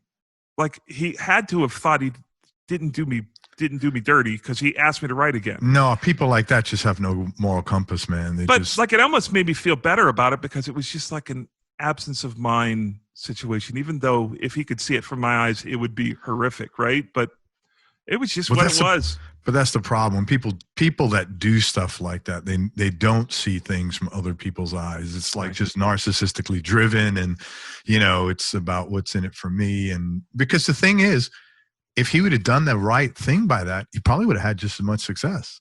Well, the other thing is, and maybe even more so, because now he would have had an advocate. You know, a rising tide lifts all boats, right? You would think. I can understand maybe he didn't want to like shine the light on his co-writer who had just had a number one with Keith Urban. It might shed the light or focus people's conversation on him. Hey, that other guy wrote that song, you know, which in this particular instance was true, but you know, it would certainly take away from the authenticity of what he was trying to do. So I get that. We're behind the scenes. We make our money quarterly. Yeah. It's okay. Last chance. You want to out him? I think I gave enough information that if you did a Google search, you'd probably be able to figure it out. Oh man, great story. I'm sorry you had to go through that. It is. But great. I think it's my best story. You know, look at me. This is the way to be half glass full. After all these years, like that's one of my best stories. So it's like, oh man, that's awesome. Top 3 experiences you've had musically. Musically in the studio or anywhere? You pick, man. Could be in the studio, could be working with somebody, writing, whatever. I'll tell you one, which is the one that comes to mind, and I think it's more because I was young. I used to work in this big studio in Pittsburgh, and WQED was in town, the public television station, and we started doing all the final post-production and layback for the Mr. Rogers Show. Oh, that's cool. So those final episodes would come to me, and all the media would get put together, and I'd kind of mix the Mr. Rogers Show. Along with that, we would do certain things that they didn't do on set, like picture-picture. I don't know if you remember picture-picture. Yeah, that was something do. Where they fade into a picture, and it'd be a whole other taping. So I would do all the jazz trio stuff with Johnny Costa and Roger Humphreys and these great legendary jazz guys. I do all that. I do all the picture-picture and what is the Land of Make-Believe stuff, because that was offset and post-produced. The music for it was. So as part of that, I started to do Johnny Costa records, the pianist. And I can remember Johnny was really sick. He had leukemia, but he was such a special player that it was one of my first experiences of being in the room and just wanting to be as quiet as I could be and get out of the way so that he could just be recorded. And he was so sick that was a big part of, like, we had to make sure we got him when he was feeling good. And then you certainly didn't want him sitting there and wearing himself out with sound checks. But I can remember making that record and just thinking, man, whether someone hears this or not, this is one of the great honors. The music was so good and so special, and it was a beautiful recording, but it was just Johnny Costa playing. And, he's such a signature sound to his piano playing that you remember from the Mr. Rogers Show. But that was one that was just like, I'll remember that forever as an audio engineer, being able to be a part of that. The other one would probably be playing the Ryman Auditorium, playing that to a sold out show to people, and just having that experience and being on stage and hearing that whole room resonate with a song that you wrote. Who was that, with Keith or with? No, we had done a celebration. Songwriter, the guy that I wrote "Do You Believe Me Now" with, was a hit songwriter that died of cancer. And rather than do a benefit, we did this thing called the world's biggest pitching party. When we pitch our songs to people, we go to their offices and play, or we send them an MP3, or we sit them down and say, what do you think of this for Keith? Or what do you think of it for Tim McGraw? Usually happens in offices, but we decided to honor this guy. We were going to play his 12 best songs. Oh, and we were that's do cool, it man. in the Ryman Auditorium, and it ended up being a sold-out concert, and it's a beautiful experience. And one of the songs that I had written with him, after he passed, we wrote this song that ended up getting cut, and Vince Gill played on it. It was an artist that was on MCA that you asked Vince to play on it. But this song was written about my friend passing, and it was from the perspective of his wife, what she must be feeling like that day. And people loved that song and started cutting heavy, it. Man. But we credited him on the song because it was like he was divinely there when we were writing it. It was one of those. Oh, that's pretty heavy. So we played that song, just acoustic guitar, and my buddy and me, my co-writer, and you could have heard a pin drop. Yeah. And the PA and the room. That room is like, I've played the Opry, like the Opry Mills, where they shoot the TV show, and then the Opry started at the Ryman, and every year they do it at the Ryman for a period. But being in that room and to be on that stage, and then it was just like the sound that night was one of those things. I'll never forget it. And I guess the third, walking up on stage and thanking my wife at the Grammys, and yeah, that's pretty cool, man. And Greg Vizza, and those would be the three that instantly come to mind. Greg was the guy in Pittsburgh who gave you that shot. Greg Vizza, dude. That is your dad still around? Yeah, my dad's 78. So he got to see this all. What a thrill that must have been for him. Yeah. My family's super supportive. And it's certainly, when you win a Grammy, it's like, you don't have to put the other stuff in. Like sometimes when you show up on a show like this, they'll go through a long list of records, and you're hoping one of those resonate with someone, or like, oh, I know that record, or right. Yeah. Sometimes it doesn't. But now they could just announce you like, hey, Joe West, he's a Grammy Award winner, and then you walk on stage. It's like you're covered. That's been the biggest upside of having a Grammy, actually, other than actually having the little Grammy, which is great, but you can't. Yeah. It's not very mobile, Yeah. It's been the greatest thing because it's just like it's a mic drop. It's like, hey, today this person's going to be speaking to you. That's hilarious. It's a mic drop. It's all you need. Yeah, man. The Grammy Award winner.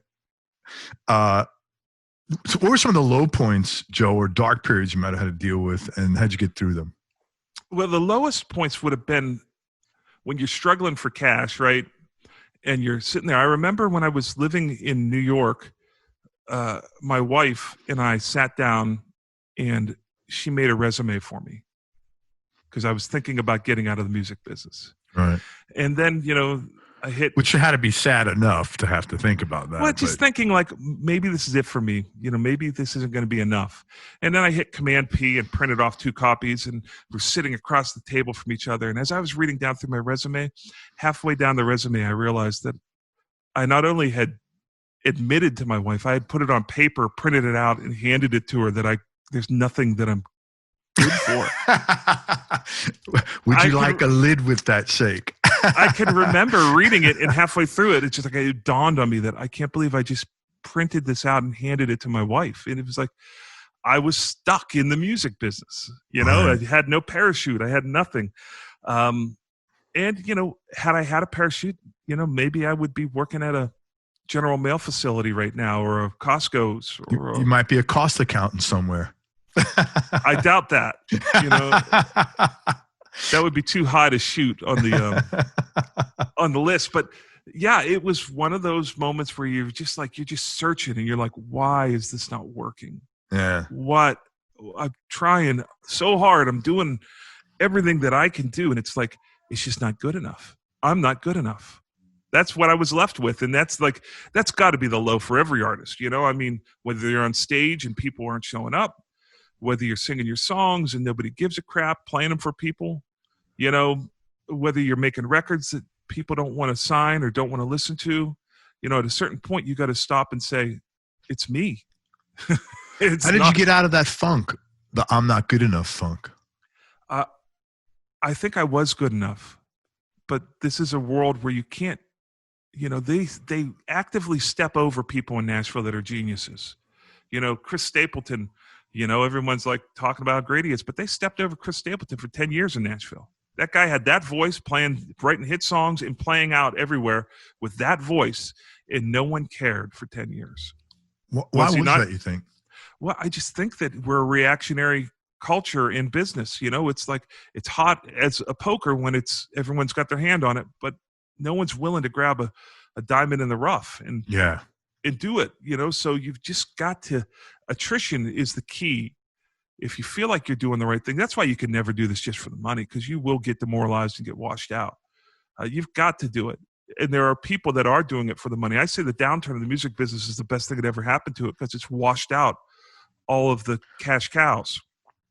That happens with every recession. Like in the 90s, it wiped out everybody who's going into becoming a financial planner. Right. And then in the mid 2000s, in the mortgage, everybody was becoming a realtor, right, and a mortgage broker, and it flushes all that shit out. Yeah. It's a good thing. Yeah, it is a good thing. Actually. But you just have to, you just got to center yourself and say, hey, we're only here for a short time. How many people do you talk about from 100 years ago? Charlie Chaplin? Tesla? Abraham Lincoln? You know, who would they talk about in 100 years from now?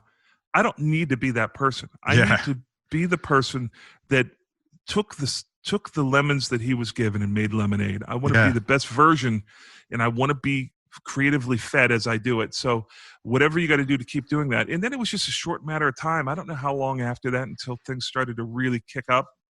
And, you know, had I stopped then, you know, there's a book, my buddy Mike Shimshack, who I do the podcast with, it's called like 5 Feet from Gold. It's a story about a silver or gold mine. I think it's a gold mine out west. And the guy literally went penniless digging for gold, and he stopped. He was 5 feet away from it, and he sold it to someone, and they struck gold immediately. And it was like, you are continually 5 feet from gold in the music business. So you got to believe that you're in the right place and you're doing it for the right reasons and that you're the right person for it. But, you know, you just got to keep on. Don't have a plan B. That's another thing I tell the kids, the students at Apprentice Academy. Do not have a plan B. Do not have a parachute. You will pull the ripcord every time. I like that, man. Yeah. I'm just going to get this other thing that I can fall back on. Don't do it. Yeah, that's very true. If you had to give advice to young Joe West, assuming were you open-minded as a kid? I don't know. I think I've become much more open-minded now that I've seen the world has kind of, you know, beat me into submission. It's amazing how some people don't, though. They're like, no, I fucking got all the answers. Like, I guess life hasn't beat you up hard enough yet. Keep hanging in there, man. I think it's super important to have a really big plan, but to be able to pivot at any moment. Yeah. Like you can't keep focusing on what it is you think you're supposed to do whenever there's a giant opportunity to the left of it that might redefine who you are. You know, all the success I've had has been rewarding, but also has been on the outskirts, has been things that I've done this on this pathway, you know, and sort of spun around to find the opportunities. So you got to have that. But you got to be an optimist, and you just got to have a dedication to like having peace about what you do. You have to have a peace about what you're doing, because you'll stay up all night worrying about it. That's why, looking back, it feels good to see my career, to say, okay, going forward, I don't have to stress out as much as just try to make the best decisions I can, be a part of the things I'm supposed to be a part of, and and do it. Any advice you would have given your younger self? I don't know.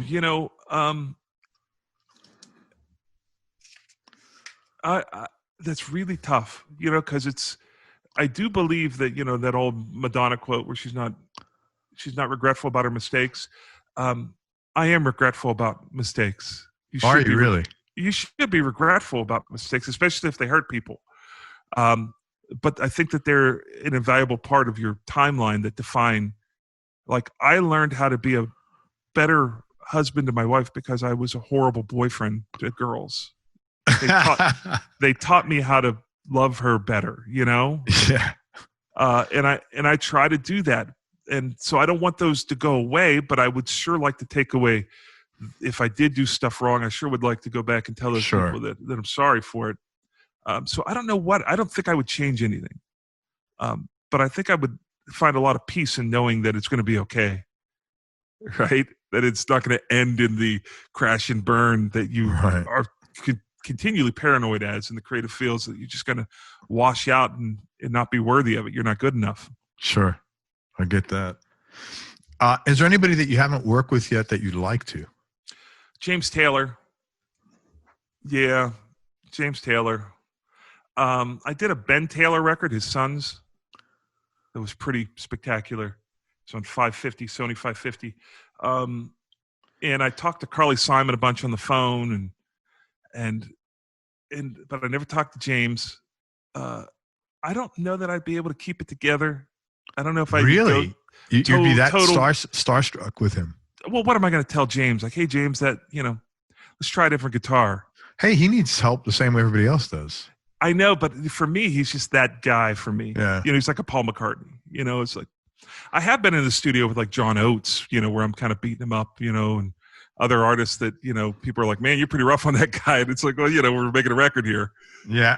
Yeah. I mean, he presumably doesn't want someone's going to just say, hey, that sounds great. Yeah. I don't know that you're not serving him at all. I think I'd be enjoying it so much that I couldn't get into work mode with a James Taylor. With James Taylor? Yeah. He's your guy. Yeah, man. I grew up on James Taylor. Let's talk about gear for a minute, because I know you got a bunch of it.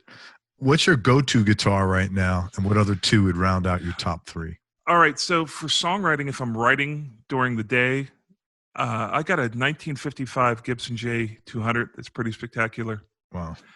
That's for recording. But, if you're writing all day, that'll wear you out. It plays you a little bit. So I like to write on smaller stuff. I got a Martin that I write on that's a Dreadnought. So for that, I think writing a smaller sort of J45 style guitar, but for recording would be the Gibson J200. That guitar never sounds bad. For electrics, yeah. I've got a couple that I really love. I've got the first year, the 59 reissue in 1981, Tim Shaw with the Tim Shaw pickups. It looks just like the one you have behind you. Yeah, that's the one you were telling me. Except I have a hardtail on mine, and it's got a Bigsby, but a Bigsby mounted on the hardtail. It's not the B7 that you have. So I've got that, which is just a stellar machine. Tom Bukovac turned me onto that. And I've got another guitar I bought off of Bukovac that is a 60s melody maker that's pretty special. That interesting. You plug it in, and it's that sound that you were trying to get on single coils for your whole life. So that 60s melody maker is pretty special. And I've got a custom Strat that I never play. I've got a Montreal Premier from Godin that is one of the best sounding guitars that I own. What does that look like, the Premier? It looks like a Les Paul, and it is it's chambered.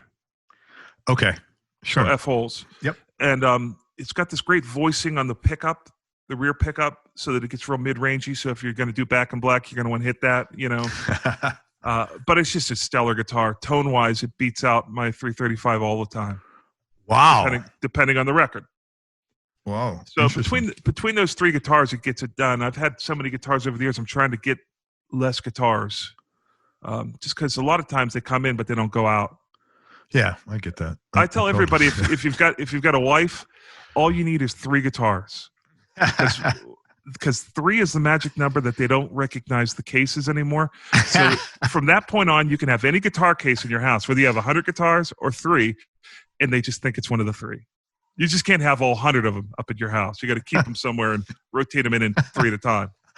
You've seen those memes where, like, the guy is looking at guitars at night in the computer, and the wife is over his shoulder. She goes, he just bought a guitar. Why is he looking at guitars?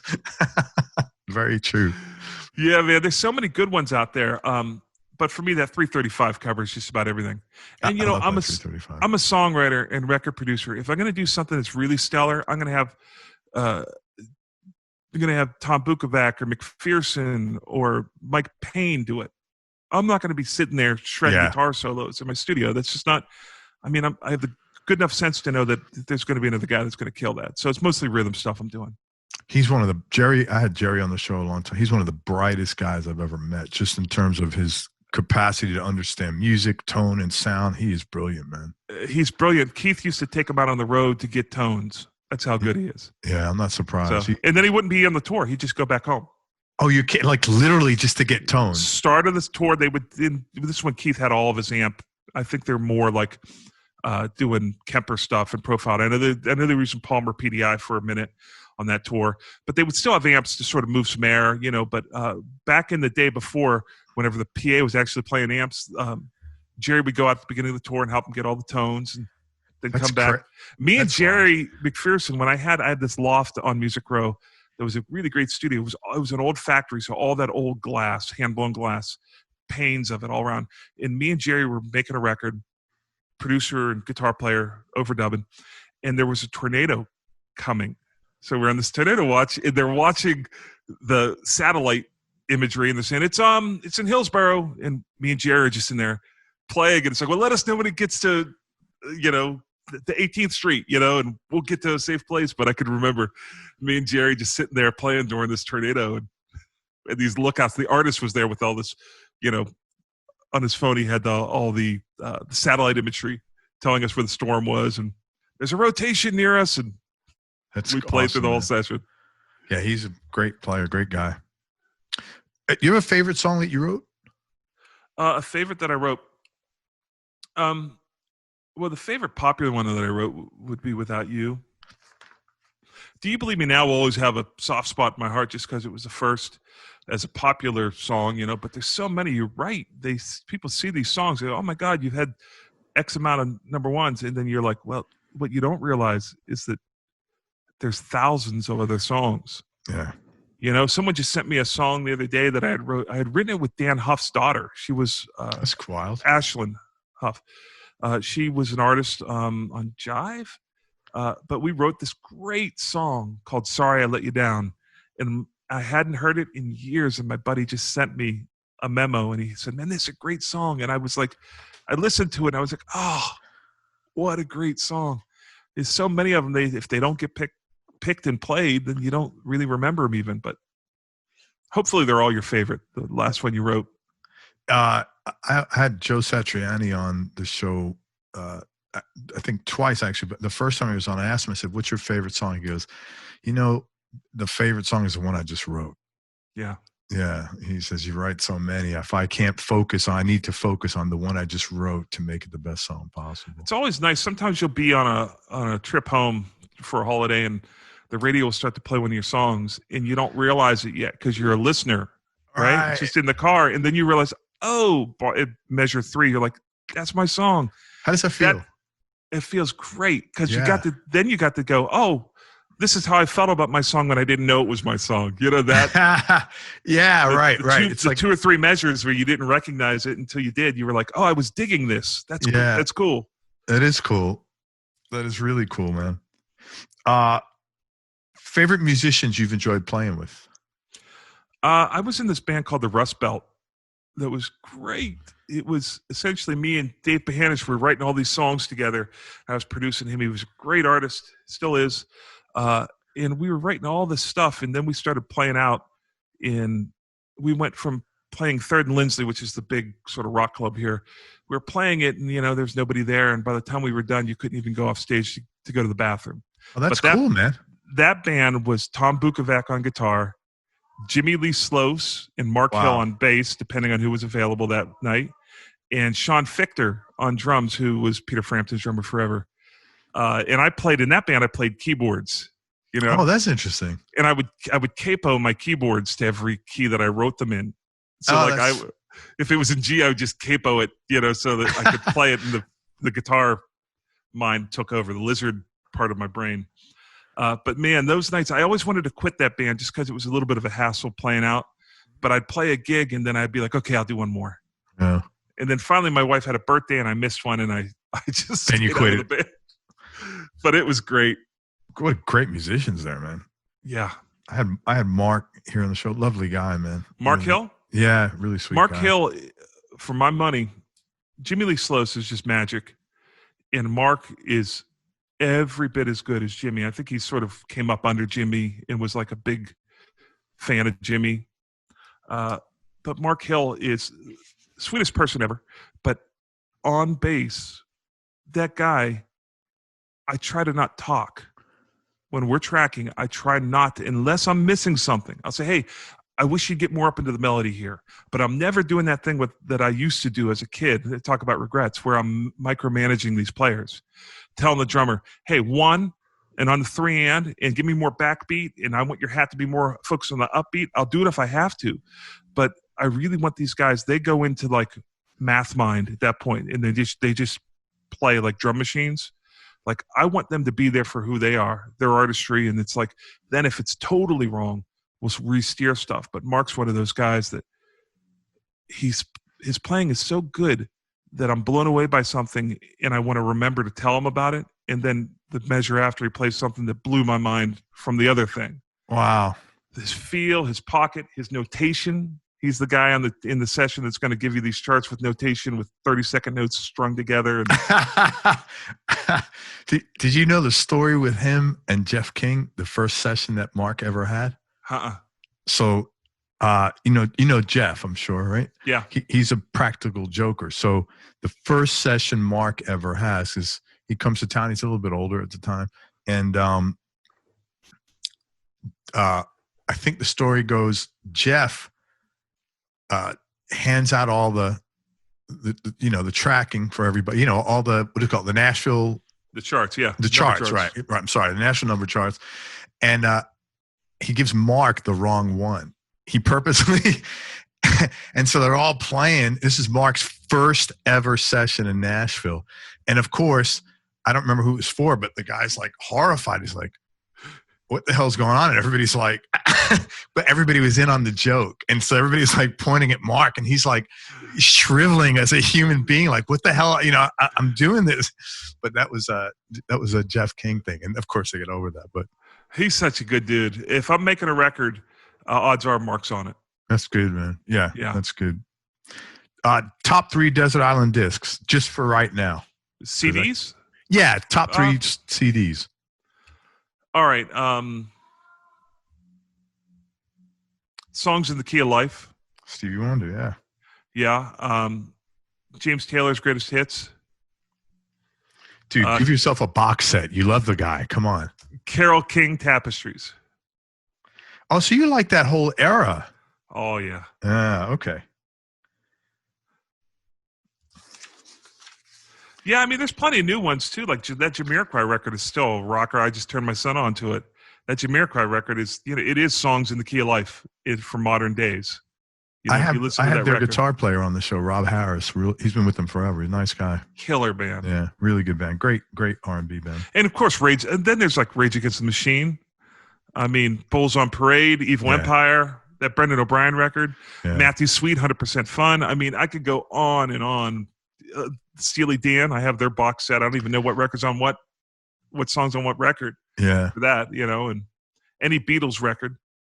Sgt. Pepper's. You cut off. You're cut off. Last call. Best decision you ever made. Don't box me in. Tell me the best decision you ever made. Marrying my wife. she's the key to the success I've had in the music business is like the unlimited support. Yeah. There's never been a time I've seen all my buddies with wives and girlfriends that have started to heckle them. My wife has never not believed in me. That's awesome. Like, when I thought that it was like maybe time to throw it in, she'd always be the one that was like, if that's what you want to do. But, you know, she's been the grounding force, completely supportive, 100%. And if you're going to be in the music business, you got to have somebody that does that. Yeah. The other biggest thing was I bought a Pro Tools rig in 1998 that changed. Wow. Early. Yeah. I spent $12,000 on a Pro Tools rig, a Mix Plus system. Holy and it was, crap. for me at that time, my parents had paid $12,000 for their house that they were still living in. So for me, it was a huge decision. Me and my wife debated it, and I pulled the trigger on it. And the first record I did, which was a Tom Kitt record. He's now a Tony Award-winning Broadway guy, musical director and playwright. That first record paid for the Pro Tools rig. Right on. You're good with, you know, and this is I think a big secret about successful people in general. You're very disciplined. You're able to believe in yourself and delay for tomorrow, a benefit tomorrow. A lot of people can't do that, man. They're just like, you know, like they can't even go to the gym or do anything. You know, the discipline is a tough thing for a lot of people. I think that I have a fear of the undisciplined half of me. That vacillates between 49 and 51% in me. Yeah. So that's why I make the decision to only be part of records that I really think I can make a difference on, that it's the right thing for me. Because if I fall into that other mode where I'm just phoning it in, I'm the worst version of myself. So as good as I could be equally as bad. And I fear that. So I try to not put myself in a situation where I could start to do that. Yeah. You set up like prevent controls almost. Yeah. It's out of fear. It's out of fear. Watching my family and my dad working for $5 an hour when the steel mills were down with a family of 5. In 1988, he made $12,000 that year. I remember him talking to my buddy's mother. They were talking about making it and the financial problems they were having. And my dad said that he had made $12,000 that year. And he had a family of 5. And we ate, we had a roof over our heads. But it instilled in me like, hey, you can make a little go a long way if you do it the right way. Always work if you can work. Yeah. Right? Make the right decisions. But, you know, some of those things that were sort of put into me via fear, like the fact of like, you have to do this or you won't survive. Some of those things have become my greatest assets in regards to, hey, I do that, but I do that based out of fear. Yeah. Whatever, you're making the good decision. Yeah, how many times do you stick your finger in a light socket? One time, right? These are not. You hope. Right. Some people spend a lifetime putting. What's that expression, man? I heard this one time, and it's really funny. It's true though. It said most people are born, and then they spend the next 50 years looking for a place to plug their umbilical cord into. You got a lot of that. I haven't heard that. Yeah, you got a lot of that. Well, I like to think that that I've learned. I don't want to repeat the same mistakes. Yeah, of course. Genuinely want to do better, especially if there's other people involved. Family and stuff like that, man. Right. I totally get that. Hey, tell me what makes you happy. What makes me happy is hitting the space bar or listening in the car to something that you just finished, whether it could be a mix that you did that just lights you up. It could be a song that you wrote. It could be a record that you produced. We so rarely get paid for the music we make that you better be getting payment one way or another. So at the end of the year, if you could fill up your tank just out of the love and the satisfaction from, hey, let's face it, none of us at 15 years old was thinking about making $100,000 a year. Right. We're thinking about making music. So it feeds to that, like the reason why you do it. So that would be, that's the best feeling. And then, you know, of course, getting accolades and people stopping and taking notice and celebrating a gold record party or a platinum record party or a Grammy or a hit song #1 party. Those are great too. Very cool, man. Do you have any non-musical superpowers, Joe? I can lay on a couch and not get up for 6 weeks. I've got that completely in me. You got that gene, huh? Or all I do is grow fingernails and hair, you know, like a werewolf. Any hobbies outside of music? Yeah, I ride motorcycles. You know, I've got a Harley Davidson that I've had for 20 years that I ride. No, music is it. I do film, and Yeah.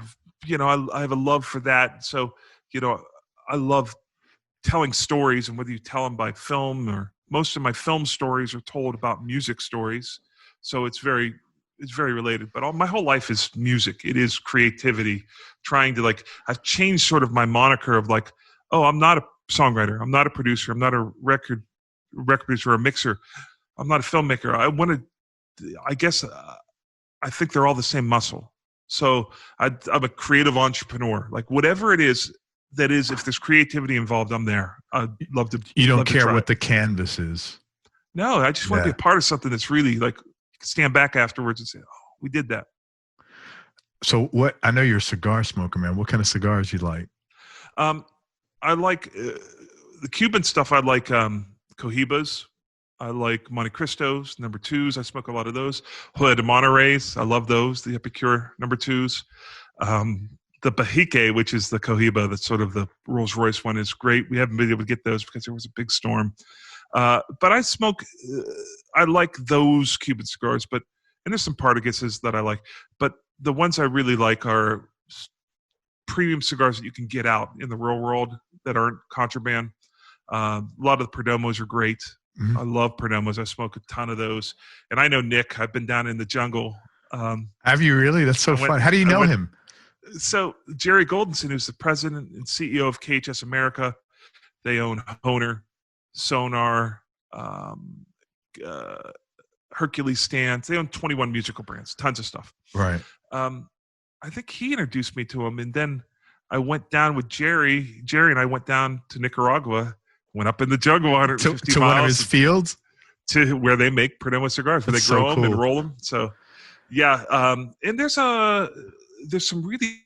two brands. I won't bore you too much with this, but Byron. No, I'm a cigar smoker. I'm a cigar smoker, so that's why I'm asking you.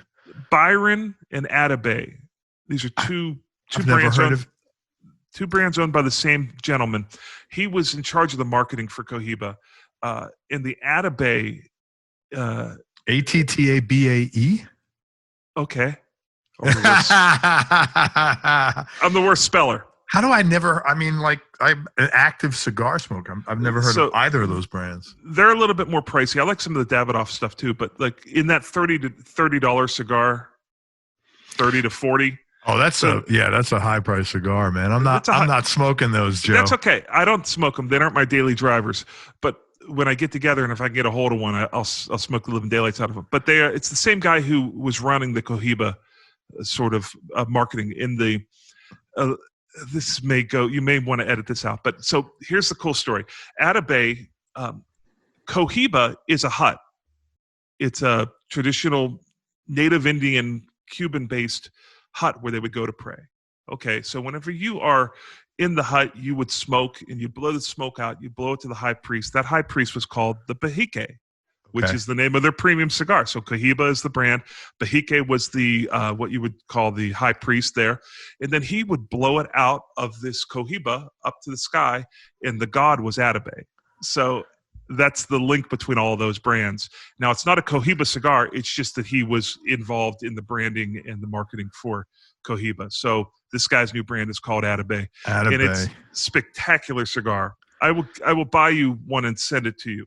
You know what I smoke when I'm smoking a pricey cigar is not the Padron, the 1964. Man, those are the best. I've had mixed results. So Near Z, really? who you had on. Yeah, he and I were talking cigars as well. Near Z and I, in our families, were down in Florida, in Panama City. We had this. We went over to their little apartment where they had rented, and we had eaten some pasta, and then we had like a dessert, like a chocolate cake. So we're on the balcony, and I'm eating this chocolate cake and smoking a Padron, an anniversary one. Yeah. And it was maybe the best cigar smoking experience I had against the bourbon, against the chocolate, cake, and that cigar. I tried to recreate it and have failed miserably. So, but those are great cigars. Yeah, they're really good cigars. You know what? You ever smoke a brand, and we'll move off this, Roma Craft? You don't make a bad cigar. If you like a strong cigar, Roma Craft's a great cigar. He was an independent boutique guy 10 years ago. Now he's, I've never smoked. I've never seen a bad rolled cigar of his. I've probably smoked 1,000. Do you smoke daily? I try. I don't smoke a full cigar a day, but I will generally always go out for a walk or sit on the patio for 20 minutes. And yeah, it's probably if me and my wife will hang out on the porch and smoke maybe an hour every night. So, your wife smokes as well? No, I smoke. She secondhand smokes. She watches. Same thing here. 2 more questions, man. Toughest decision. No. I don't ask. Talk about an experience that changed your life or changed the way you think about things.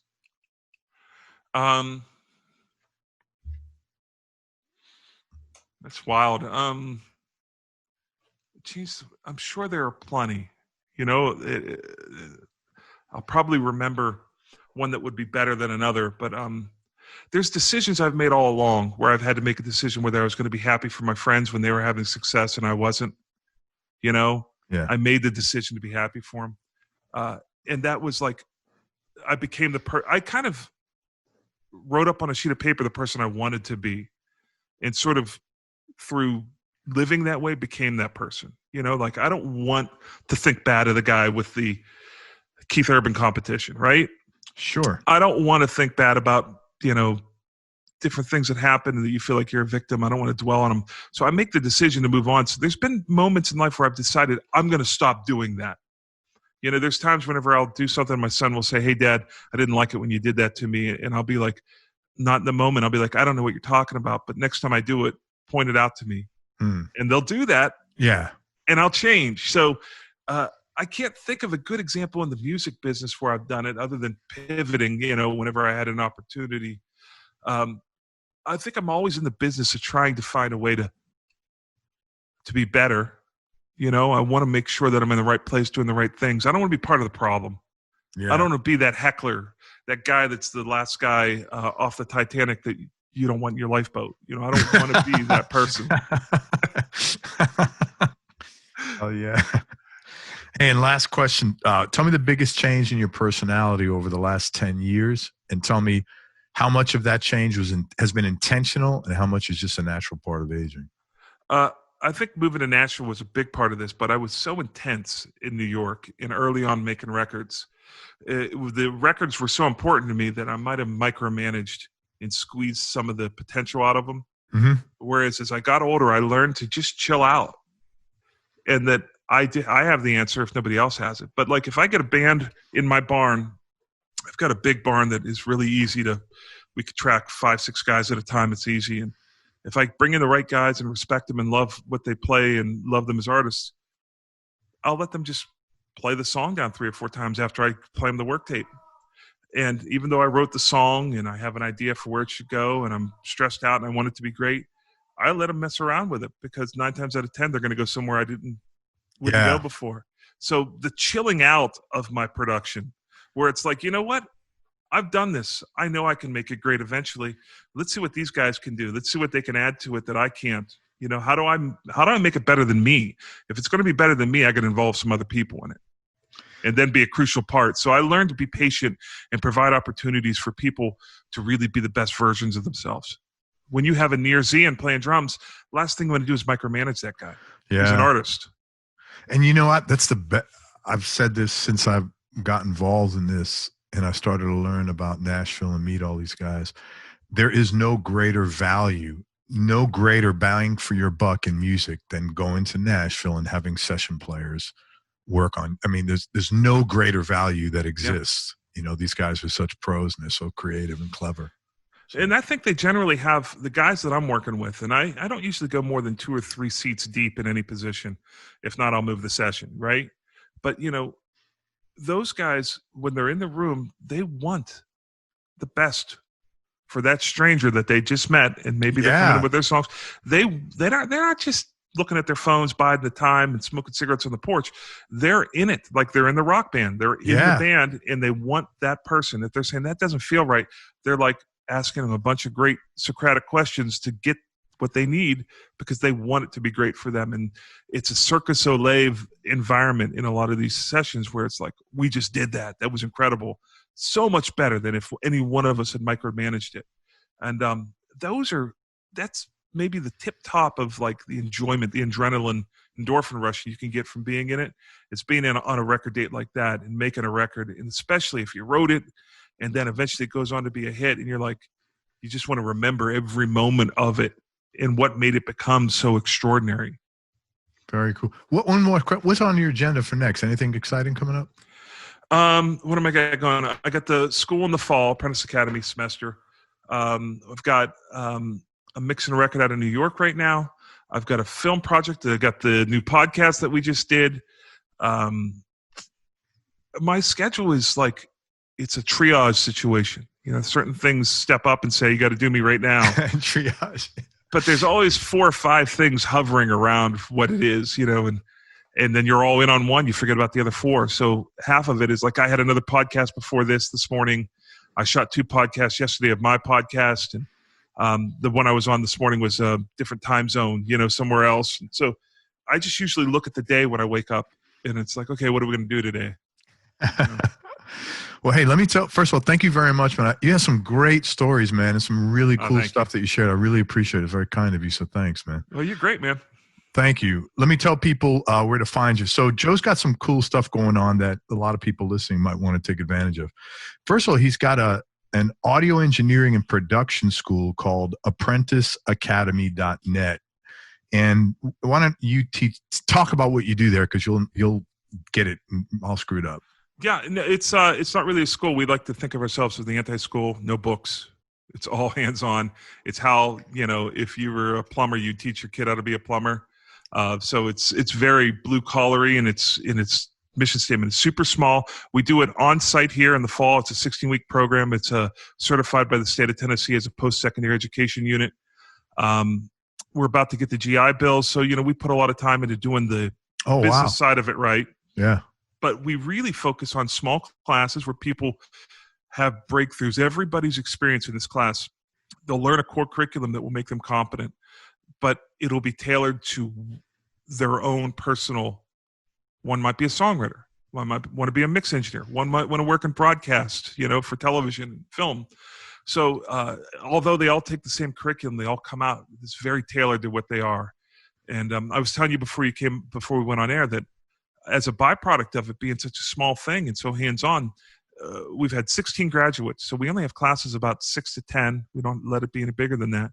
I bring them onto my record dates. In the course of that, we've had 7 Grammy nominations and 3 Grammy wins. That's awesome, man.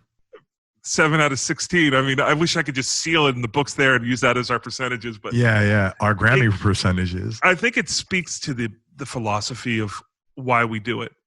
You know, you have to do anything great, you have to buy into somebody else's why they want to make a record and you should be a part of it, why they want to do this thing that you want to now help them go do. And our why for it is, I want to be the kind of school that if my son had the opportunity to get into that school, I would do anything to get him into it. That is cool. That's the basis for like why we do it. And we end up being great buddies. All the graduates hang out and keep in touch with each other and throw work around. It's a really special thing that I'm in charge of because I own it, but it's like, I feel like it's a motorcycle gang, you know, more than it is a school. At your studio. Yeah, we do it at the barn, but we also have a distance program. We're licensed to have a distance program. So we have a HD system and we've had graduates, Texas, Chicago, and the distance program is fantastic. It's incredible. We use Sling Studio, and I think sometimes the guys distance have better views than some of the people in the room. Because cameras are like up under the snare drum, and you know, it's a really cool little system that's working out great. And you put them up in the barn during the semester? No, you know. No, I'm just kidding. It's not a horrible idea. I was just messing with you. Like, what? Other than the fact that I have to work around this and have them hanging out eating cereal behind me. So if you want to check that out, and man, if you're gonna learn mixing and engineering, this is the dude you want to be with. He's been around the block for sure, man. It's apprenticeacademy.net. Yep. Also, if you want to connect with Joe and have him help you work on any kind of production and engineering, go to his website, joe-west.com, and hit him up and contact with him there. Remember, it's a minimum of $100,000. No, I'm just kidding. No, just connect with him there and talk. Send him an email. Please don't. Depends on the record. Yeah, if there's an asshole tag. My rate is anything between $0 and $100,000. There you go, man. It's dependent. I do a lot of things for free. There you go. But reach out to now. Please don't. Everybody listening, don't say, "Oh man, Joe's gonna do my shit for free."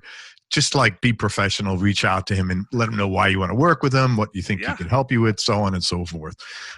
Also, Joe made a documentary. This guy's like, remember In Living Color? Yeah, that's you. One job. You got like 14 things going. Joe made a documentary. It's a really nice story. It's called Limb, L-I-M-B. It lists like limitless, but Lim is L-I-M-B. A documentary. Why don't you talk about it? Because it's a really nice project. Well, as part of the school, I was like wanting to compel these guys to see the world. The school is really a philosophy of how you see the world socially, right? How you're going to get and keep business, as well as technically how you're going to see the audio world, how you see sound, right? And what you believe the rules of that world is. And I was scrolling up Facebook and I saw this guy born with no arms or legs that was just an incredible dude. He was making macaroni and cheese. He's going up and down the stairs. This guy's like blowing my mind. And I thought to myself, if I could show this guy to the guys in my school, the engineers in my school, if I could put that grit that this guy has in, they'd all be Grammy Award winners. And I thought, isn't that interesting that the success is more about your determination to do it? So we made this documentary that's like, it's really such a cool thing to be a part of, where we just go out and I go out and meet them in Utah, and we go write a song on the side of this beautiful mountain in Bryce Canyon, and then fly back to Nashville and do a full-blown recording session with, all these guys that we've been talking about today, and just documented the whole thing. And the moral of the story is like, hey, there's no reason why you can't do that thing that you thought was impossible. This guy can do it. You just got to 10 fingers, 10 toes. You're already ahead of the game. Yeah. So I just thought it was the ultimate sort of advertisement for the Apprentice Academy, but it turned into this little documentary, this half-hour documentary. It lives on YouTube. You could search it. If you go to limitless.com or... Do you have a channel on YouTube? Yeah, I think it's called Inspired Docs. Great. Inspired-Docs. If you just search LIMB-ITLESS, ITLESS, adventure songwriting, you'll find it on YouTube for the time being. It's awesome. It's a great watch. You're entering it in some festivals. Yep.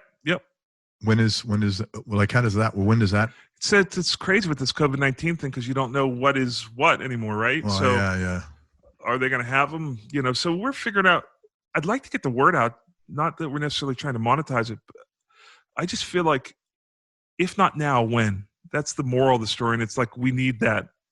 If you're living your whole life, I see all these people that are miserable being $250,000 a year as a lawyer, whatever. It's like they really want to be a drummer, and there's a version of your life where it doesn't have to be all drums, but if not now, when? And you can do this. Things are doable. People do them all the time. It's a matter of you committing to do it and deciding to not take no as an answer, getting to a place where you know what your level of success is. Right on. Well, check that out. It's called Limitless, LIMB-ITLESS. It's a documentary. It's on YouTube. Anything else, man? Did I forget anything? Oh, me and my friend Mike Shimshack, another hit songwriter, have a podcast called From the West Barn. Sorry, yes, From the West Barn. It's right here. Yeah, talk about that, man. If you go to fromthewestbarn.com, you can see podcasts of us. We talk to tons of session musicians. We actually talked to the Senator Marsha Blackburn about some music legislation. So hit country artists. We have John Rich coming on. We've got a ton of really interesting entrepreneurs in the creative world just talking about it, sort of like a Joe Rogan stream, like what we've been doing today. Very cool. Very cool. From the West Barn. Check it out. And don't forget, it's a beautiful day in your neighborhood, man. Hey, thank you for everything. I really appreciate your time. Thanks for coming on the show. I had a blast. Stories, man. Thank you. Thank you. Yeah, you're welcome. Everybody, thank you so much for listening. If you enjoyed this, please share it on your social media channels. We appreciate that. Also, support Joe West and check out all the stuff he's doing. Again, if you're interested in audio engineering or production school in a very small environment, in a great place to learn, go to apprenticeacademy.net. Podcast, check out From the West Barn, Limitless, Limb, Itless, the documentary, the movie. Production and engineering stuff. If you want to work with Joe, go to his website at joe-west.com. T-shirts, mugs, and koozies will be there as well. I got to do it now. Thank you, man. I feel like I'm like P.T. Barnum here, but yeah. I mean. Wait, there's more. Thank you, man. I appreciate everything. Everybody, most importantly, please don't forget, most important, man, remember that happiness is a choice, especially nowadays, Amen. man. So choose wisely. Be nice, go play your guitar, and have fun. Till next time, peace and love, everyone. I am out. Joe, thank you so much, brother. Thank you.